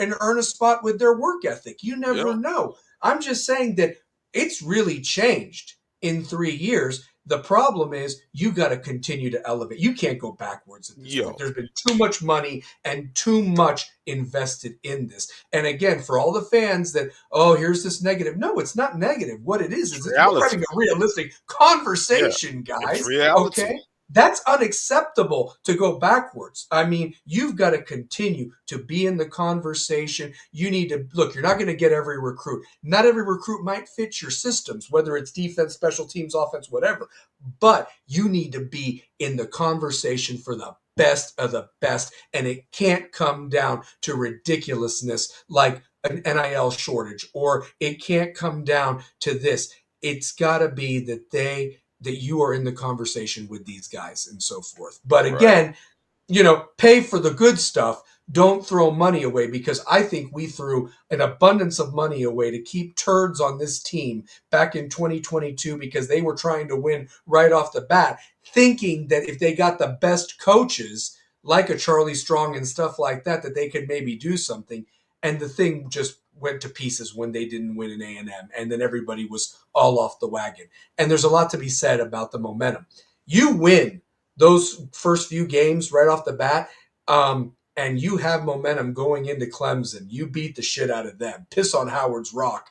Get Hmm. ready for Notre Dame up in Notre Dame. It's like big game Kerry Reeves said it best, though. He said this. I'll give him some credit. He said Notre Dame's going to be good next year, but they're losing arguably, if not one of the best players that's going to be drafted in this NFL draft in Jeremiah Love. And Hmm. and or and the truth of the matter is we shut him down with that defense. So, Yeah. I'm sure CJ Carr is going to get better, but at the end of the day, do they have a badass running back and talent players that can match up with us when you do see that eye test, when we get off there and get ready to flip that coin under touchdown Jesus November 7th? That's my question. And So, not yeah. only that, I mean, I think the age-old question that everybody tends to forget is, especially going into that game so late in the season, who's not playing? Who's injured? Very true. Injury is, and here's the thing, and I don't want to jinx Miami. I'm just going to be honest when I say it. We've had the benefit of a solid offensive line for the last couple of Facts. years. That Facts. offensive line took care of Cam Ward, who didn't miss a snap. That offensive line took care of Carson Beck, who didn't miss a snap. Mm-hmm. So some could One, argue they even took care of TVD. He was just a dumbass, he honestly, just, because yeah, he was just Emery an had idiot. some time to throw Yeah, and he got in there too. So yeah, yeah. yeah. So for Yep. 3 years, that offensive line, for all intents and purposes, was durable enough and solid enough to protect our signal caller. We got a new offensive line coming in, We and do. that is the thing that I'm not scared, but I am cautiously concerned Mm-hmm. because having played the position and having had to replace the upperclassmen before me that got out, it's not that easy in It's the not. beginning. I It's mean, not. I'm just going to call it like it is. You may know the playbook, you may know the snap counts, but when it comes down to some games and some audibles are called and some of those snap counts changes, not being seasoned, it's going to be false starts.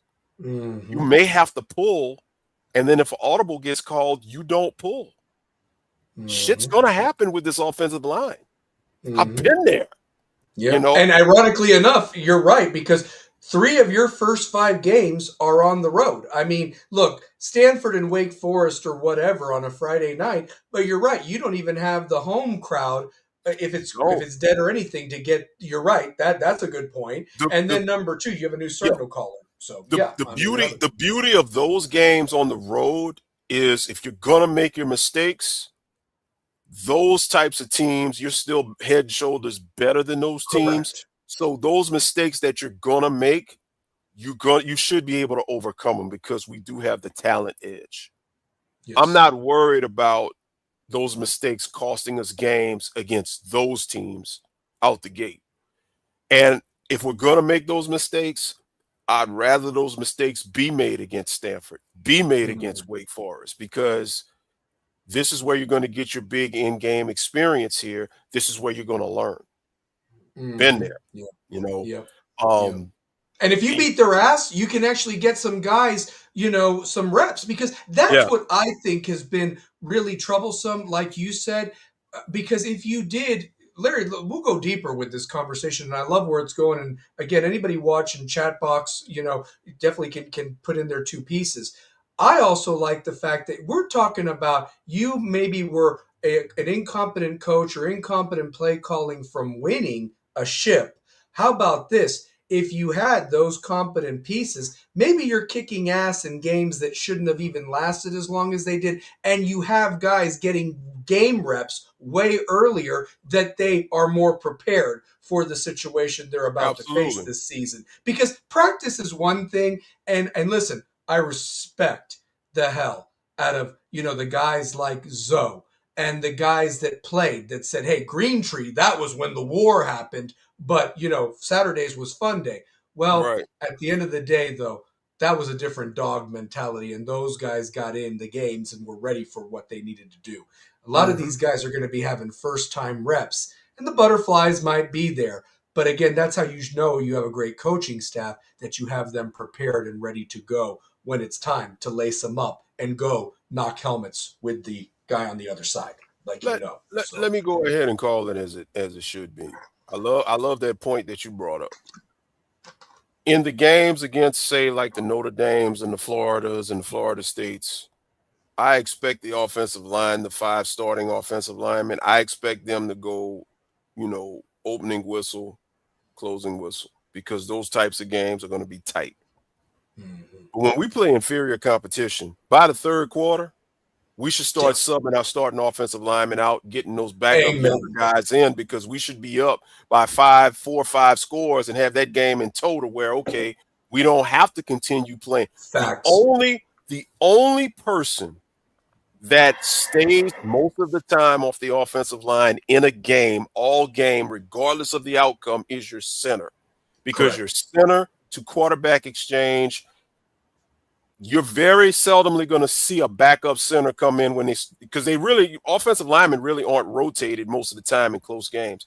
But when you get those games where you start getting out of control and the game gets out of hand for the other team, Now the backup right guard comes in. The backup Hmm. left guard comes in.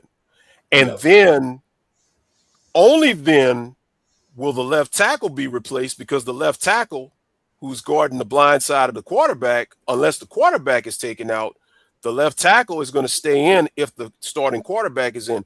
But if you bring in your backup quarterback, the left tackle may stay in a little bit to try to make sure, he can get his rhythm, talking about the backup quarterback. And if the backup quarterback comes in there and starts doing this thing, now the left tackle is going to get subbed out. The backup, other guys at different positions Hmm. are going to come in. And the only position that most of the time will not come out will be your center, because your Correct. center is really, to me, having, been on the offensive line. You can say what you want about running back. You can say what you want about wide receiver, tight end.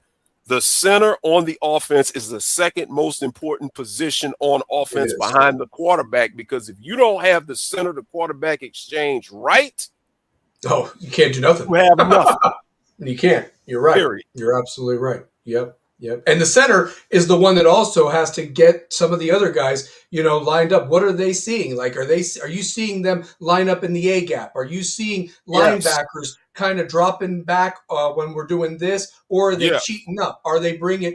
I mean, there has to be talk going on, and the communication has got Yes. to continue to get better. And here's the other thing too.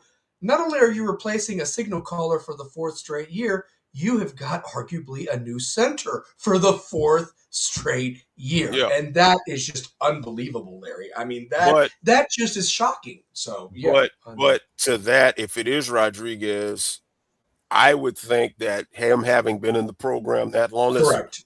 you should know the playbook. I'm not worried You should. about him knowing the playbook. You should know the playbook. You're out there on Green Tree, you're practicing, you're watching. I'm pretty sure the upperclassmen guys at all the positions have had dialogue with the guys that are coming in, at least the ones that were on the team. McCoy, he should have been able to, do his thing. Rodriguez, he's coming in. Pancakes back Pancake looking a Honcho, little. he's been there. So these guys coming in that were already here should have a lot of familiarity with the scheme, the blocking scheme. I mean, listen, they're not going to have the ones doing dual blocking and then you're, behind them and you're not doing it as well when you get in with the twos. You're going to do the same thing that the ones are doing. You're just doing it against a different group. So Mm-hmm. It's you should facts. know the scheme. You should know what's expected. Now, Cantwell, I think, is going to be the biggest project coming in, because he is going to be the perceived replacement to Francis. But the beauty is he's on the right side. So I'm not too worried about that. Mm-hmm. If he were replacing Bell, now I would be worried, Yeah. because that left tackle position as an offensive lineman, to me, that left tackle position is the hard, believe it or not. Center is very challenging and it's very mind grueling because of the quarterback to center exchange, being able to make sure you recognize what's in front of you, being able to bark out. Because as a center, you're also barking out certain plays and signals to your group, while you're in there. When Mm-hmm. the quarterback's giving you the exact play, the centers are going to tell you, listen, we've got a certain way, we got to do this scheme, or we may have to change something. It's just stuff that happens in that huddle. But with the left tackle is the one that, especially in passing situations, if you get beat off the edge, they're looking at you. Mm-hmm. And the Yeah. thing about being Yeah. on that offensive line, bro, you can do all of the greatest work in the world. You will get no praise for it, but miss a block. Oh. Every sports media site, ESPN, Fox Sports, your local media, they're going to highlight whatever play you gave up a sack on, and you're going to be the Mm-hmm. subject of conversation. And that PFF that's now a big deal on Sundays. That grade right there, That if you're in the grade, 60s or 50s, you're fucked. I mean, you really are. So facts, you're right. No, facts, you're absolutely right on that facts. one. Yeah, and Yeah, that's and you're right when you bring that up too, because that's going to be the thing. And I think that might help that offensive line is that at least you don't have a statue back there. Mensa's got some wheels. He can maybe do some magic. Now, is it like Cam Ward type stuff? I hope we don't have to see it. I hope that this line I is don't. solid enough he can get it out, the I pass before he's got to move his legs. But from what I saw, and I need to go look at some more of his tape. mm-hmm. But the few highlights I saw, he doesn't. To me, he moves just enough. Like Cam used to make a play, extend the play so long. Mensa, from the few plays I've seen, he doesn't extend the play like Cam used. Like, what Cam used to run over here and then he'll break a tackle and run back around and he can just, Mensa Oh yeah, will Cam was extend like it just, Neo. yeah. Mensa, from what I've seen, Mensa's threat to run is so big and so intimidating that he can maybe kind of take off a little bit like he's going to run. And then when you get sucked in, the receiver, he can find an open guy Mm-hmm. because you're either going to sell out, you're going to sell out to him running and the receiver gets open, or you're going to still cover your guy. And if it's there, he'll take it. He hasn't had to take it as much. He hasn't had to take a run and take Correct. off as much from what I've seen. I need to look at some more stuff. I'm going to look at a lot of his Tulane tape. Because like I said, we've only got really what he did last year at Duke. And I mean, to me, that's unfair to put a lot of the weight of what he can potentially be off of Duke because They this is didn't even have Duke. a good offensive line. They didn't even You have a had really good nothing around him. offensive line. They Right. didn't. And I Right. don't even know if they had like a running game. Like, was it just, I mean, because like I said, they won the games that were important enough to get them into the damn ACC, but Yeah. they were 0-100 against non-conference opponents. I mean, and Yeah. it's just like, that's just, and it could have been their defense was bad. I mean, dude, they needed a trick play to beat Belichick and that terrible Tar Heel football team, like, I Yes. mean, but they Yes. did what they had to do to win. So my hat's off to them. And listen, I respect a guy like Cooper and Mensa for doing what they did. They were like, look, we're too damn good to kind of go through another hokey pokey season where we might win eight games, and let's go and win them all and show Yeah. out while we're doing it and so forth. So I respect that. Same with that West Virginia kid and the South Carolina kid, because look at West Virginia last year. They won a couple of games, but for the Mm-hmm. most part, they were getting absolutely destroyed in Rich Rodriguez's first year back. South Carolina with that idiot Shane Beamer losing games that they were winning. I mean, nobody wants to put up with that, man. Like, that's just that, especially when you're balling out. So if these guys can get on the same page and we can find some symbionts of an offensive line, and I'm going to put it to you like this: if we can even get the defense to do, say, 21 points a game as opposed to the 16 they allowed last year, you're Yeah. still fucking better than most of what anything else that was this year ranked, honestly, like based on this Right. past year's rankings. And yeah, you are possibly going to lose, your two best defensive ends that were phenomenal this year, and you have 3 first-round picks. But let's be Mm-hmm. real, Larry, at the end of the day, we don't even near have the 5 stars that other teams have. In fact, last week's show I highlighted to where we don't know what Hayden Lowe's going to bring. You just lost one of your 5 stars that you had on the roster, and one could argue that your 3 stars have balled out better than your 4 stars. So again, at the end of the day, it really is who's putting in the work and the programs that they're coming from, and how much really more development they need from. Because realistically, I like looking at recruits and the competition they play, Larry. You're in the Mm-hmm. hotbed down there in Louisiana. Look, you look. It's not that you were hating Arch Manning. You just knew what he was going up against, and Yeah. so forth. And look at what somebody like a Carson Beck was going up against in high school in Florida. And you're going up against some of these teams up in North Georgia or South Georgia, rather. I mean, you're going up. You know who you're going to be going against, and again, like Ruben Bain playing it where he was coming from down here in Miami. I mean, that was just that's the best of the best he was going up against. And I'm Mm-hmm. just saying that if you're at a program that traditionally has some great players and goes and travels and plays the best, sure. But again, give me a program that is like a feeder program. And again, I think that's what's hurt Miami the last 20 years. When you got rid of guys like a Don Soldinger and Yeah. Hargraves, and that those we lost those pipelines.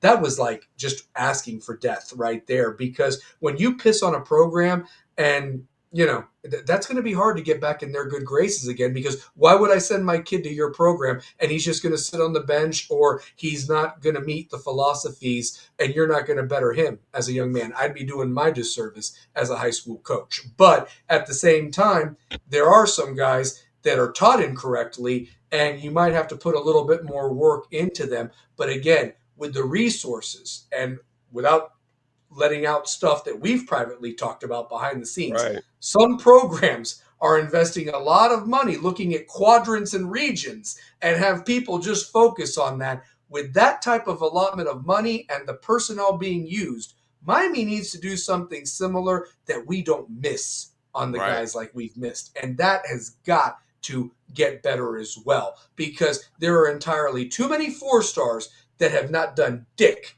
in the 4 years Yeah. that Mario's been here. And that's why they're not here anymore. Some might have made that comment, look, we're not getting playing time, we want to go somewhere else. But at the end of the day, we've got to evaluate better. We just can't look at a magazine or on 3 and go down and be like, oh, he looks pretty good, let's get him here. No, he's got to meet your philosophy. Are you going to be a running team? Let me tell you, if he's a running back, he needs to be able to do it all. He needs to block, he needs to hold on to the ball, he needs to have vision. I mean, easier said than done. But at the end of the day, they got to check all the boxes of what matches your philosophy on either side of the ball. Hell, fucking special teams. And I'm going to tell you another thing. If these reports that have come out are really true, that they didn't even really trust Bowman out there because of his half-ass blocking, then why the fuck was he out there in the punt when you're punting in the Well, back of your end zone, man? I'll tell you Get why. the walkout out there. I will tell you why right now, because you felt like I hate to say that. I mean, I hate to go here, but I'm going to go here. Yeah. Loyalty. If you felt like he was your only option, and here's my thing: if you didn't trust him, he shouldn't have been out there. So you know what? Facts. Get somebody younger. Say, look, you're going in, but we need you to give it your all. Don't let this guy get around you. And I promise you, somebody else gets up in there, that guy doesn't blow by him to block that punt for a touchdown. So, Yep. A walk-on would have blown his wad out there. Just stop that punt right there. yes, yes, A yes, yes, walk-on. yes, yes. A But walk-on would have thrown all 150 pounds against that guy. I So will say this. I will say this. This next college football season that will be coming up, this is going to be not just for me as a Miami fan, but overall, this is going to be probably the most anticipated season for me overall, because look at the storylines, bro. You just got, obviously, you got Lane Kiffin coming to LSU, so people are expecting a resurgence in Baton Rouge. You got Miami coming off of the title appearance. People are expecting Miami with Darian Mensa to be a force. You got Trinidad getting the waiver, getting granted the eligibility for another year, coming back to Ole Miss. So you're looking at that. You got Julian saying that's looking for redemption at Ohio State after what happened, when we knocked them out. You got CJ Carr leading Notre Dame, who's looking for redemption after they got subbed by the College Football Playoff Committee. You got Reed. Manning. You got Reed at A&M wanting to come back. There you go. There you go. I mean, you got some studs. You got some dudes. You have a plethora. I mean, how could I forget my guy at Georgia? What's my guy's name? Gunnar Stockton. Gunnar Stockton. You got him coming back. Yep. And that's not even counting the new coaches. What about Colorado? Is Deion going to have a resurgence? He had a down year. You've got a multitude of stories going into this next college football season that, quite honestly, I'll be honest with you, we may be looking at what could be the greatest college football season in history with all of these storylines. Who's going to prevail? This is must-see TV. And one could argue that this past year was amazing. I mean, not just because of Miami, but even we were going into it like, who's going to win this thing? I mean, sure, you could. I mean, did anybody really think Indiana was going to pull this off? I certainly didn't. I didn't. And they did it. But here's the other thing, too. With Chambliss getting this 6th year, Does Joey Aguilar get a 6-year for Tennessee? Because then that changes a lot of things for Tennessee as well. If Aguilar gets another year, because he was the only reason that they were as good as they were to get to the point that they were competitive. I mean, because they were looking with the way they got fucked, almost looking at a 3 or 4 win season, and they Yeah. were right on the cusp of maybe even beating a couple of teams that they left off the hook. You bring him back, and with their running game and some other pieces, they're right there in the conversation. Not to mention, their problem was defense. They hired Penn State's defensive coordinator, who used to be Ohio State's defensive coordinator. So they think they've got that side of the ball fixed. That could Mm-hmm. be a team that you don't think that could be a team out of nowhere. But again, I don't know if they'll see the Aguilar situation. They saw the Chambliss situation. But my hat's off to Chambliss. He did it. He tried, and he got it done. And it's like, look, I saw a motherfucker get a 9th year. That's a linebacker from Missouri State or whatever like that. That's getting a 9th year, and I'm like, Jesus, like, I mean, I mean, wow, you know. Cam McCormick has entered the chat. I mean, he played 9 college football He did. seasons, you know. So He did. I mean, and I don't know what this kid from Missouri State's doing, but it's like, man, he's going the Tom Green road trip route of like, hey, I just want to be here at the University of Ithaca forever. I mean, I don't yeah, know. Like, it's crazy though, man. But at some point, like, look, I understand some guys are getting an extra year. We have 2 guys that are getting a 6th year again in Traore and Chase Smith that had some yeah. pretty devastating injuries. But at what point do we fucking say, okay, enough's enough, gal? You know, like, I mean, did you have, is it like 4 years? Before the rule was, can you get 4 and 5? It's not 4 and 9 now, and it seems like that's what the rule Right. has become. And yes, we had a pandemic that nobody saw coming, and people got fucked. But I go back to this, Larry Frank. They didn't do nothing for the baseball and basketball players that season that didn't get a College World Series or an NCAA basketball tournament. You know, they didn't. I mean, those Mm-hmm. guys, when their eligibility was done, it was done. You rewarded a lot of the younger guys, but you did nothing for those seniors. You know, that Right. unfortunately, I mean, and you had two, specifically speaking, your winter sports and spring sports did not crown national champions in any of those sports, whether you follow them or not. That was a disservice right there. And of course, we couldn't do it because of what was the grand scheme of things. But at the same time, all those players should have been allowed one more season, Exactly. especially with how you've Absolutely. allowed these people years after the fact to continue to have seasons. I mean, what's fair is fair. I mean, if I'm wrong, I'm wrong, and I'll admit it. But I just look back at some of those guys, and they got fucked, man. They got really fucked, and Really. should have at least gotten one more year. It really is. So yeah. If you have a good NIL, you could retire from college after 9 years. Yeah. Why would you go to the pros? You're good if you invested it You right. know what? I'm It's a glad great Ellen point. V put that comment. I'm I'm glad gonna she leave it put up that there. comment up right here. Yeah, no doubt. There was a guy that I was reading about. He played. He's going to Alabama. The running back, the one that had all those touchdowns, and I think he rushed for like 4,000 yards or some shit like that, or so many. I might be getting the yardage wrong, but he broke records in Alabama. Well, anyway, the article that I read earlier. I was at a Mardi Gras parade, and I was just reading while I was waiting on the floats to pass. But they had where his NIL is so good. They were saying that if you are a top-notch high school athlete, you can literally get your NIL coming out of high school and damn near be set before you set foot on college your first day. Because they were saying that this guy in Alabama is paying off his mother's house. Holy shit. And you remember all those years, you had to get to the NFL and get that NFL contract to pay off your mom's house. Sometimes the second contract, not even The the first second, yeah, you contract. wouldn't even get it in the first unless you were like a top-notch guy with Yeah, endorsements. Your endorsement deals would pay it off. But correct. this young man hasn't even graduated yet. And his NIL deals that he has going to Alabama, he's paying off his mother's mortgage. Amen. So they were My hat's saying that off. I'm not mad at him. And they were Not saying, and mad I at was him either. reading that the blueprint of that is more athletes need to take advantage of stuff like this because you can get financially set as a Mm-hmm. high schooler. Now, this is what I feel.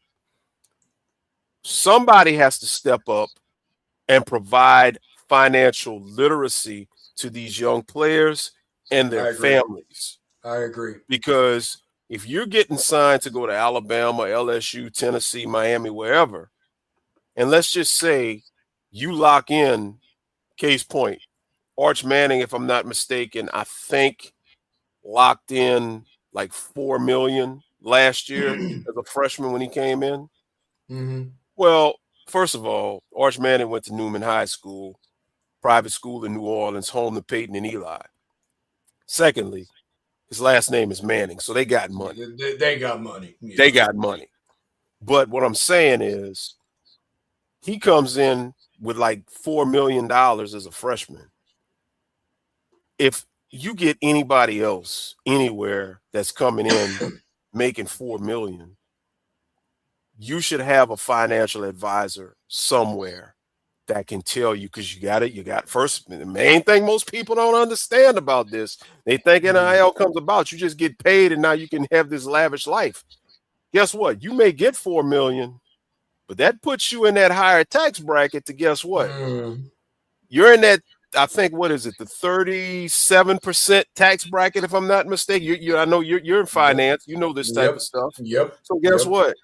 You may get paid 4 million, but you ain't taking home 4 million. Uncle No, and what Sam gets state and what state are you in? Because that's what made the Nico thing so fucking funny. there you go. You think you're making more money, you are making less because California is an income tax state compared to Tennessee that doesn't have an income tax. You Right. dumbass. So Right. what state are you going to? I mean, and again, that's a perfect point because you also have these piranhas out there making these deals, and they're going to take their cut of it, and they don't care about the well being of this kid. All they want is that they got paid and that they secured the deal, and they're off to the next prospect. That's what they are. Yeah. It's like agents for college, pretty much. That's what it That's what is. it is. Yep. That's what it Yeah. is. And for these Yeah. NIL guys, these young men that signing these NIL deals, they have to get these agents. It's not like these Yep. young men are getting these NIL deals on their own. They have agents. And when you get those Hmm. multi-million-dollar deals, a $4 million deal, at least 1.5, because you figure, I mean, figure 35% to 40% you put up for taxes. So a Yeah. $4 million deal, you're talking at least, hell, 10%, 400,000. So 30% is 1.2. So 35%, you're about 1.5 million or better, give or take. That's going to the IRS. That's going to Uncle Sam right out the gate. That leaves you with Yep. 2.5 million. Now, with your 2.5 million, your agent's going to get his cut. So that's Exactly. money coming off the top. You've got obviously your family and whatever expenses you got there. So at the end of the day, you may be getting this, but you're not retaining it. That's what You're I right. love about what Indomitian Sue did. I don't know if anybody knows, but he went into real estate and he took, and invested, what he had. That's what I like about, oh goodness, who's the player? Chad Johnson, Ocho Cinco. No, yeah. Ocho Ocho Cinco Cinco. said he never even bought a brand new car. He stayed riding in the old car that he had. Like, these guys had source resources that kept them on track about not splurging their money. And Correct. when you retire, or should heaven forbid you take a gruesome injury that ends your career, you're good. Yep. Same thing with these kids in high school when they get into college. You get all this money in high school and college. Guess what? Do the right things with it, because let's just say you don't pan out. You don't pan out and get to the NFL. You get all this money, somebody puts all this money in you, but let's just say you don't pan out and make it to the league. Or let's say you get on a practice squad, you just fizzle out, in 4 years. Well, if you've made $8 million in college and you've invested in and did what you had to do with it, you're good. You're good. You're good. Again, and it all starts of where. And here's the other thing too. I think one of the biggest disservice, at least when I was in school, is that they didn't teach people that. They That the didn't. investments they didn't. No, they gave you pointless classes that put something in a diploma, but did it really get you ready for life? I mean, it really, I my dad taught me how to like balance a checkbook. That was a Thank thing you. back in the day, Like I mean, Thank those are the type of things that people don't really pay attention to. or, to invest your money. Pay attention to the markets. Like, what's a big deal right now? You're not going to put money into crap or whatever. You need to invest it in what's going to be something that's going to be a service that's going to be around for a while, and I hate to use this term because it was thrown around during COVID, essential and non-essential, Yes. and Yes. and so the truth of it is these are things that need to be taught to these young men and women, because there's some girls getting some fantastic deals for softball and basketball that might Yes. not be doing it, because here's the thing, unlike the guys, there really isn't a professional thing that even pays them close to what they'll be making in college or the Olympics or the endorsement deals. Like you said, that's where the money is big time. And again, you're one gruesome injury away. The other thing too is, for our side of it, being the teams, you need to have provisions in these contracts too, because that's another thing. This is because when you go in the NFL, all those bonuses those guys got for winning the Super Bowl, but also the fact that even getting to the game and things of that nature, you can really, if you know how to negotiate and you have somebody smart, you can put this stuff in here to not only protect you as the player, but you need to have that as you to protect the program, because you are investing in this player, especially if, oh, here's one. I found it interesting on the Nevin Shapiro show. Mhm. The guy that runs that show with Nevin, he is what he is, but he kind of, I don't know, he rubs me wrong. But the way he talks, he just He's a says fucking something, and dick. I'm gonna say it. He's a he fucking is dick. a dick. He's a dick. Yeah, He he's a is a dick. fucking dick. He, Yeah. I mean, and I don't even like sometimes I even question, is he really a Miami fan or what? But I mean, he's young, whatever. But he even says, like, to Nevin, did Miami overpay for Mensa? And I'm like, that's the wrong question you're asking there right now, because realistically, and Nevin said it best. He was like, look, for the market of what it is right now, we maybe got away with not paying him enough compared to what's going on Yeah. right now. Yeah. And like or hate Nevin all you want, but what I'm getting at is, let's reserve that question for where we're at a year from now, because we're either going to be celebrating a national title, or did the fucking wheels fall off? And I hope it's the former and not the latter of what I So just said, so for what basically, you're paying this boy. and Yeah. the reason why I said I don't like that, I don't want to say I don't like that guy. I mean, I don't have nothing against him personal, but oh Yeah. yeah, yeah, Yeah. definitely. Edgerrin James, he invests his as well. But Edgerrin, yeah, he's I smart. I Yeah. will say this. Yeah, Fred Taylor said my money making money. No doubt. That's what you gotta do. That's what you gotta do. Yep. But I want to get back to Yep. that guy that runs the show. Um, Yeah. he kind of rubs me the wrong way because he made a comment. He said on one of his last shows after the season that he and Nevin Shapiro were one of the few, if not the only show that was I very heard. critical of Mario Cristobal. And when I heard that, Yeah. I immediately sent the clip to Devin. I said, D, look, I said, this ain't nothing for us to address, but I got to make you laugh. I sent it to him. Yeah. And D just laughed. And I was just like, is this guy serious?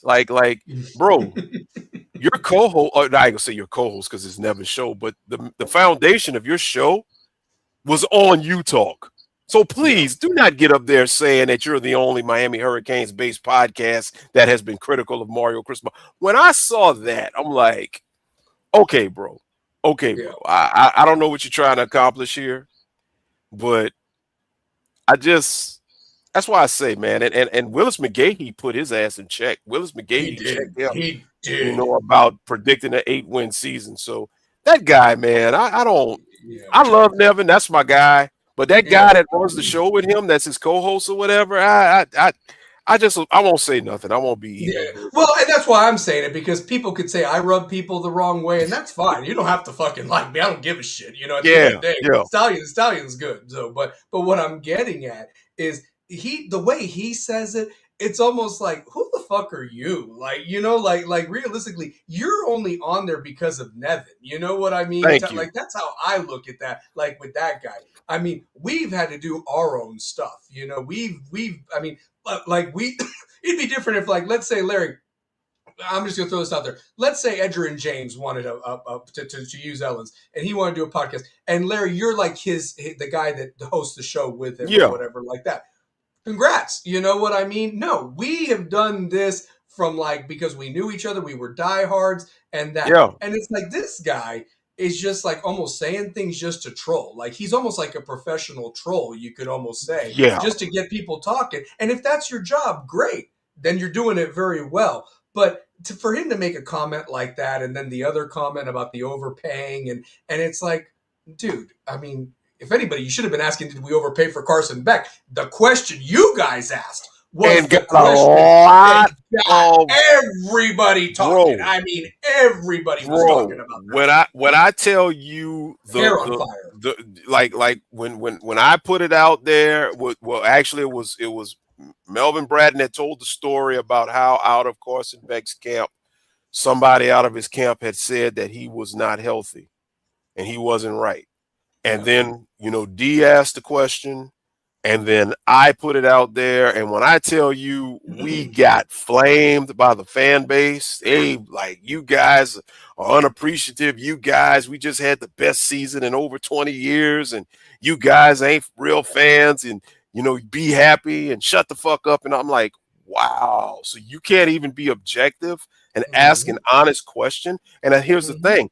Anybody that did a tad bit of research, go look up the Tommy John or the UCL injury to the elbow. Guess what? Yes. He came back too soon, because when I looked at it, and I'm no doctor, please don't, I'm not trying to act like I'm a doctor, but basic research will tell you, you can see for yourself, the actual time frame, as it said, for a quarterback to be back to his normal self post-surgery is 12 to 15 months. I can go Yep. look at the timeline. The timeline, literally, he injured his arm on December the 7th in the SEC championship game. He had Yep. surgery December 23rd, 2 days before Christmas. He's back there ready for the game August 31st. Obviously, 9 months is not enough time.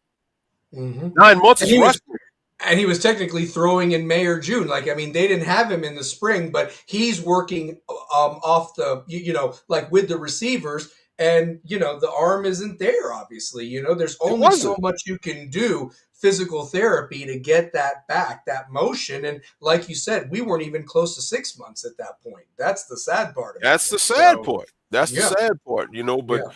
people just, Stallion, they just won't do research. And I'm like this. I'm no longer, and I've learned this and I'm gotten better with it, and I'm going to continue to get better. I Me no too. longer I no longer argue from a place of emotion. I'm not going to Mm-mm. argue my opinion off of emotion. When I have a No. debate with somebody, I'm going to go find the facts. I'm going to put the facts up, and I'm going to present the facts. My argument's going to be based off of facts. Now, if you don't like what I have to say, I get that, but please combat my facts with facts of your own to support your opinion. Don't get mad at me because I say something you don't like based off of facts, and then you call me a fake fan or tell me to go root for Florida State or whatever because you don't like what I said when I presented the hmm facts in your face. The fact that Exactly. Carson Beck comes in here, the fact that we asked that question, and let's just be honest, the 3 games that we lost this year, all 3 of our losses came on the arm, no pun intended, of Carson Beck. That's Facts. facts. Facts. And to throw it out there, why I brought up the topic I brought up last week, and obviously we were at a different time. People were more invested in the Super Bowl, and I'll bring it up again when we have an audience like we've got tonight, and anybody can speak their piece about it. I don't think there's anything wrong with me bringing up the fact that we've got to get better with evaluating talent because at the end of the day, we've got to do better with getting the right pieces in here with the money that you're investing in this and so forth because other teams are doing it good. Like they're doing it really well. Do you want to know something that's really interesting? I read where even look how bad of a season Alabama had, but they still have more players than Miami going to the combine in Indianapolis. So I want you to think about that right there. If you're an Alabama fan right now, hell yeah, you should be pissed off. I mean, you lost inexcusably to Florida State, which shouldn't fucking happen, especially with what they're in the toilet and all the money and everything like that. But at the end of the day, there's too much talent on their roster of that. And look at it shows in the combine. You wouldn't be invited if somebody doesn't like you or that you've done something. My whole Right. point of that is we're bringing these topics up because there were reasons we didn't win this game and this ship. but we were there. We acknowledge that. But at the same time, we have 6 months to think about why we didn't fucking win it or why we were even in the position begging to even get into the damn postseason when we should have been one of those 8 teams locked in, ready to rock and roll. It shouldn't have even come Mm-hmm. down to that. And so, why am I a bad fan for bringing that up? No, I'm not a bad fan. What I am is we know how it is when it's great. And yes, we had a fantastic ride. It got way better, but at the end of the day, man, we were 45 fucking seconds away from hoisting number 6. And as you mentioned, blunders in the past that could have maybe gotten there sooner if we had the Mm-hmm. right people making these decisions at the top. And again, they lied to us. People were lying to the fans to say that this was a program that wanted to win. They took your money, but they didn't fucking want to win. And that was the biggest bullshit that we've ever heard. And I'm glad that it took Mario and this brass, but they ain't perfect. But like what we've said, they've got to learn faster than waiting around. You can't do what you've done. Chris Kane's about to come on here, and welcome to the show, Chris Kane. You can speak your piece anytime, brother, but I'm just going to end it with this, and this rant is that you cannot you can't lose this opportunity. You had all your running backs come back when any one of them could have said, fuck you, and gone and started for Florida State or somebody else like that. I'm just throwing that out there. If playing time's that important, you got them all to come back. You can't squander this. You just cannot. Especially that schedule is not as hard as and looking at it over and over again. But Chris Kane, if you want to come on and speak your piece, brother, the floor is yours, brother. Welcome to Stallion Speaks, brother. Speak your piece. What's going on? What's up? What's up, everybody? What's going on? What's up, man? How you What's up, doing? brother? Chilling, man. Chilling, man. Feels good to be in my own spot. My own spot. It's a beautiful thing, man. Mm, But just got some time just to go ahead and tune into the show, and I'm glad that you all are on here. Appreciate And it. Appreciate that, man. yeah, man, and just we love our Canes, don't we? We fucking do, Love, man. Yes, we do. love our Canes. We love everything about them, and I just feel like hmm, you're not going to keep getting ample opportunity for an Facts. opportunity. Yeah. Yep. Let me say that again. You're not going to keep getting ample opportunities for an opportunity. Yep. And for those that might not know what the hell I'm talking about, I'm going to explain this to you. We had Cam Ward, okay? Didn't have a defense. Yep. We had Carson Beck, underthrew a ball. Mm-hmm. This is the third time. What did they say? Third time's a charm? Yep. Yep. Yeah. I'm gonna use a baseball sense. Three Go for it. strikes, your ass is out. Yeah. Yeah. Okay. We are already in February. Spring training is going to be starting here in April. Yeah, we're in the middle of February, getting ready to go into March. Mm-hmm. April is going to be right around the corner. It's going to be a hop, skip, a jump, and a snap of your fingers. We need to handle our business. Mm-hmm. Mario, Yep. this is going to be year 5. Now, to be honest, and I have to say, when Larry Frank was on here, he was critical of Mario. Stallion, you was here, you was critical of Mario. I was critical of Mario because we know what the standard is for this university. Yes, Fuck sir. everybody else. We're not worried about everybody else. We don't give a shit about anybody else. We give a shit Fact. about this university, about this team. Okay. We know what the standard is. You bring your, and it don't matter if it would have been Mario, it could have been Nick Saban, it could have been Kirby Smart. You bring your ass over here. We set our asses at a standard. We know what it's supposed to look like. We know Yep. what it's supposed to look like, feel like, everything. It's just like a certain food that you've had, and it's been the best food that you had. You don't change up the recipe, okay? You make it better. You bring your ass over here with fundamentals of how to win. That's what we want. Yep. Plain and simple. All that shit. I don't want to hear nothing about no Oregon or none of that other shit. Larry Frank said this about 2 years ago. I peep game, brother. I don't want to hear. He said I don't want to hear no shit about no motherfucking Oregon. I don't give a damn about no Pac-12. None of that because that's over there. That's Yep. We right. have a standard over here. Yep. That is what it is. Now, to be honest with you, okay, every year that Mario has been here has been better. Mm-hmm. Yep. Yep. 5-7, 7-5, 10-2, 13-2, being in a national championship. Yep. That's a Mhm. hell of a jump. We Fuck haven't yeah. had no coach, and we haven't had no coach for us to get to the national championship since fucking Coker. Yep. Right. Yep. To get there, to get there. Okay. Mhm. So, and as you said, Stallion, And Chris, real quick, one yes, could sir. argue we haven't had a coach do this since Butch Davis, and look what the mess he inherited, which was probation. Keep going. Go ahead, sir. Right. And also, before I get back to that point, I want to piggyback on the Butch Davis thing. For everybody that knows that is an old school cane, for those that know, I will let you know something. And y'all, please correct me if I'm wrong. Okay. But Okay. I just want to set the record straight now. That was not Larry Coker's team that won the national championship. That was Butch Davis's team that won the national championship. Butch Davis Absolute built that facts. team.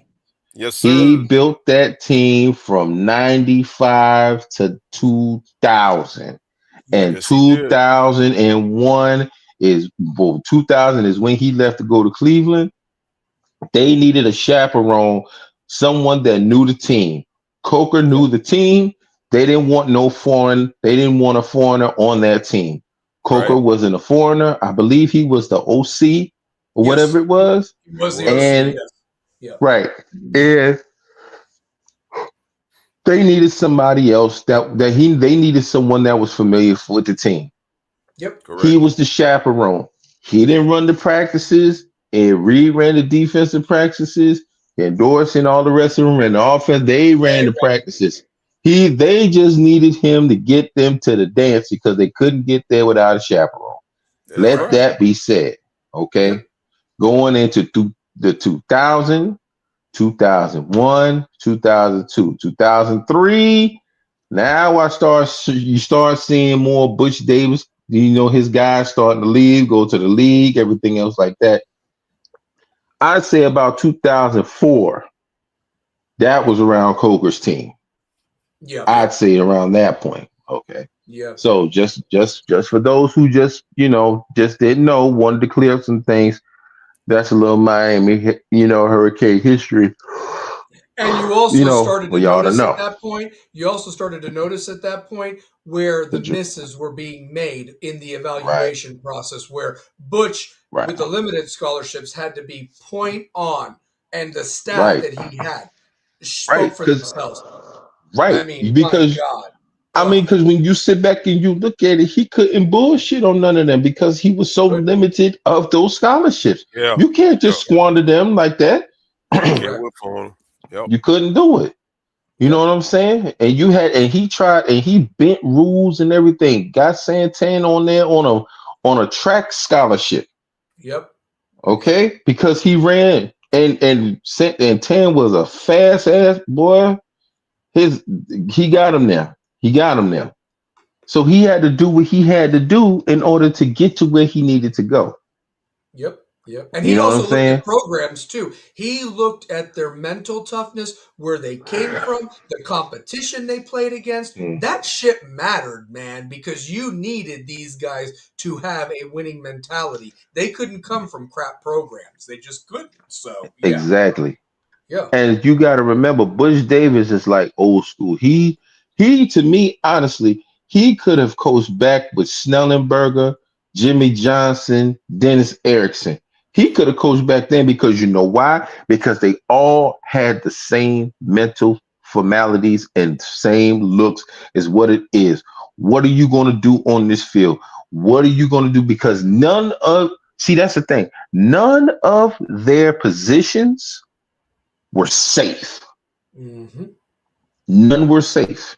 You had to perform every fucking week on that field. Yep. Every week, including off season, to keep your spot for that week until somebody challenged you to take your spot. But that was iron and sharpens iron. And Yep. that's why the drop off, you never seen it because everybody, you could bring the first string could go out. You could bring the second, the third string. Hell, fuck it. If you had a fourth string, you could bring them in and you would see the same identical thing all across the board. Yep. That's the difference. When Coker got the team, you started seeing the bombs. You Yep. started saying, "Oh, we're UM. We could come here. You could come to UM. You could do this. You could do that." No, this ain't Disneyland, motherfucker. Okay, this is the University of Miami. Yep. Okay, now you got other teams and other programs that are winning, that are doing the right things, that are taking care of the fundamentals, that are doing the evaluations the right way. And I'm sorry, but I mean, Larry Coker got us there. But I'm sorry, that was motherfucking Mr. McFeely from the Mr. Rogers neighborhood. Like he didn't do what he was supposed to do. He Correct. wasn't that cutthroat type coach. You know what I'm saying? Like Snellenberger, Jimmy Johnson, Dennis Erickson, Butch. He wasn't like that.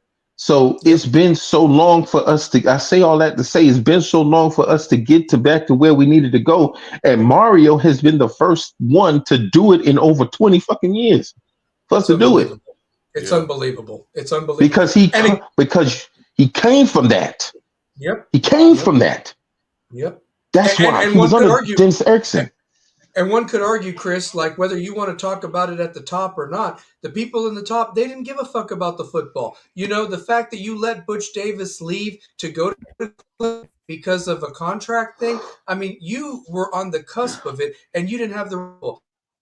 Argued that if you had our president right now, back then, 25 years ago, he makes sure Butch Davis doesn't go to Cleveland, especially if you're on the cusp of winning a national title. And the computers were the fucking reason you were held out. Because I'll be honest with you, let it be a 4-team playoff back then, or even what we just dealt with, like the 8-team playoff or whatever it is now, and so forth. Mm-hmm. Honestly, there's not a doubt in my mind that 2000 team with Tana and Dan Morgan that were seniors that got jobbed out of that game.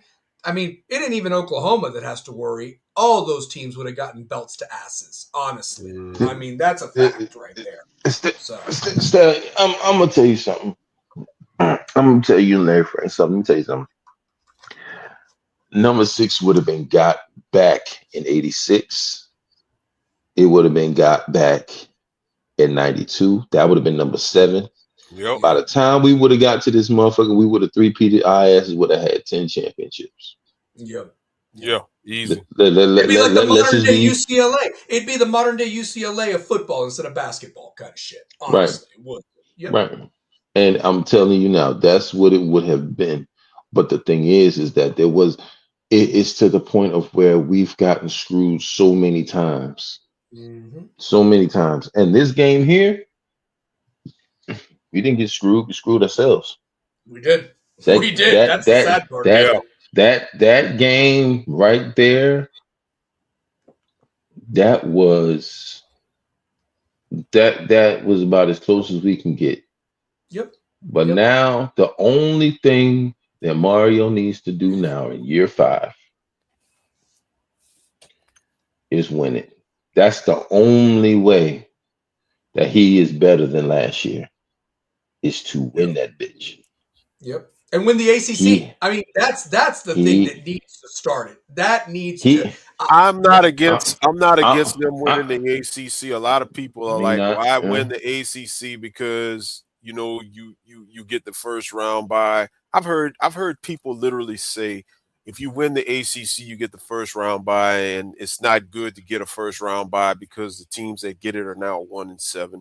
Let me Oh, tell you that was so something. sorry. I'm Oh, not listening to that bullshit ass excuse because at the end of the day, you still have a layoff when you don't make the ACC championship. I think Miami had what a 3 week layoff. I want to say it three was a fucking 3 week weeks. layoff Yeah. between their final game prior to conference championship weekend in Texas A&M, and they went on that roll. So at the end of the day, Mhm. I don't want to hear shit about winning the And that's ACC what and getting pissed that me. bye.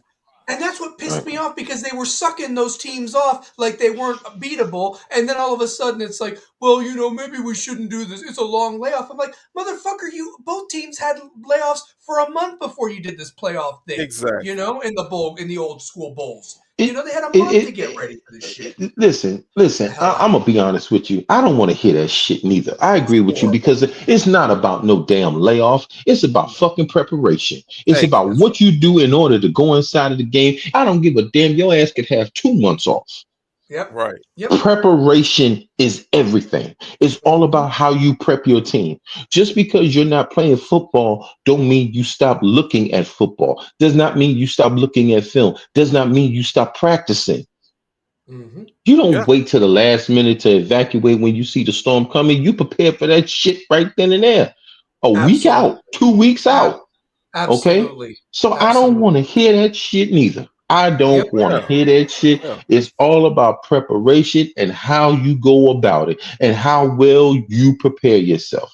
Yep. Plain and simple. And what about this argument? The fact that everybody, because Larry mentioned it a few minutes ago, you're so Getting on my beat the damn fucking nerve. shit out of at the end of the season.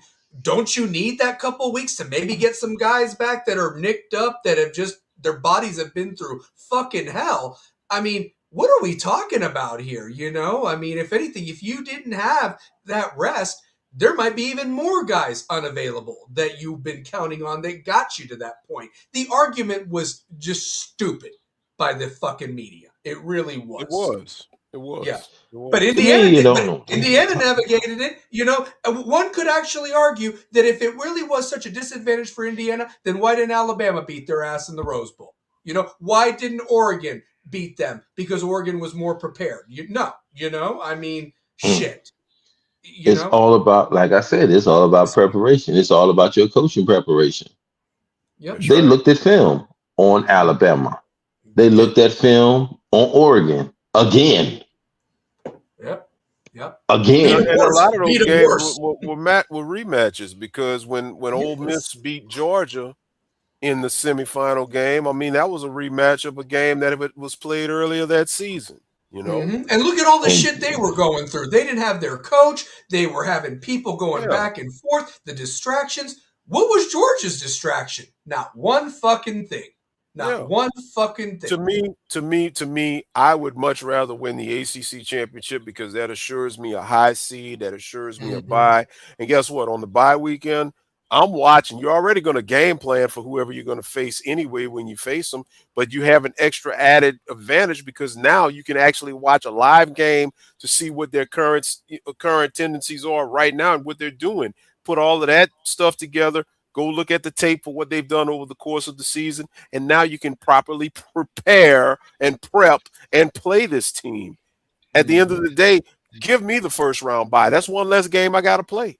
Yeah, and the other thing, you, the only reason I want to win the ACC this time of all of it is just to give that fucking commissioner the biggest fuck you and all those basketball suck off diehards that don't give a shit about football, just to just show them this is what happens when you actually have a contender. Don't take credit for us. I just want to win this thing because that shows me as a program you're not losing to these pussy ass teams, and that's what some of them are pussy ass teams that shouldn't even be on the field with you, man. Honestly, those are Yes. facts right there.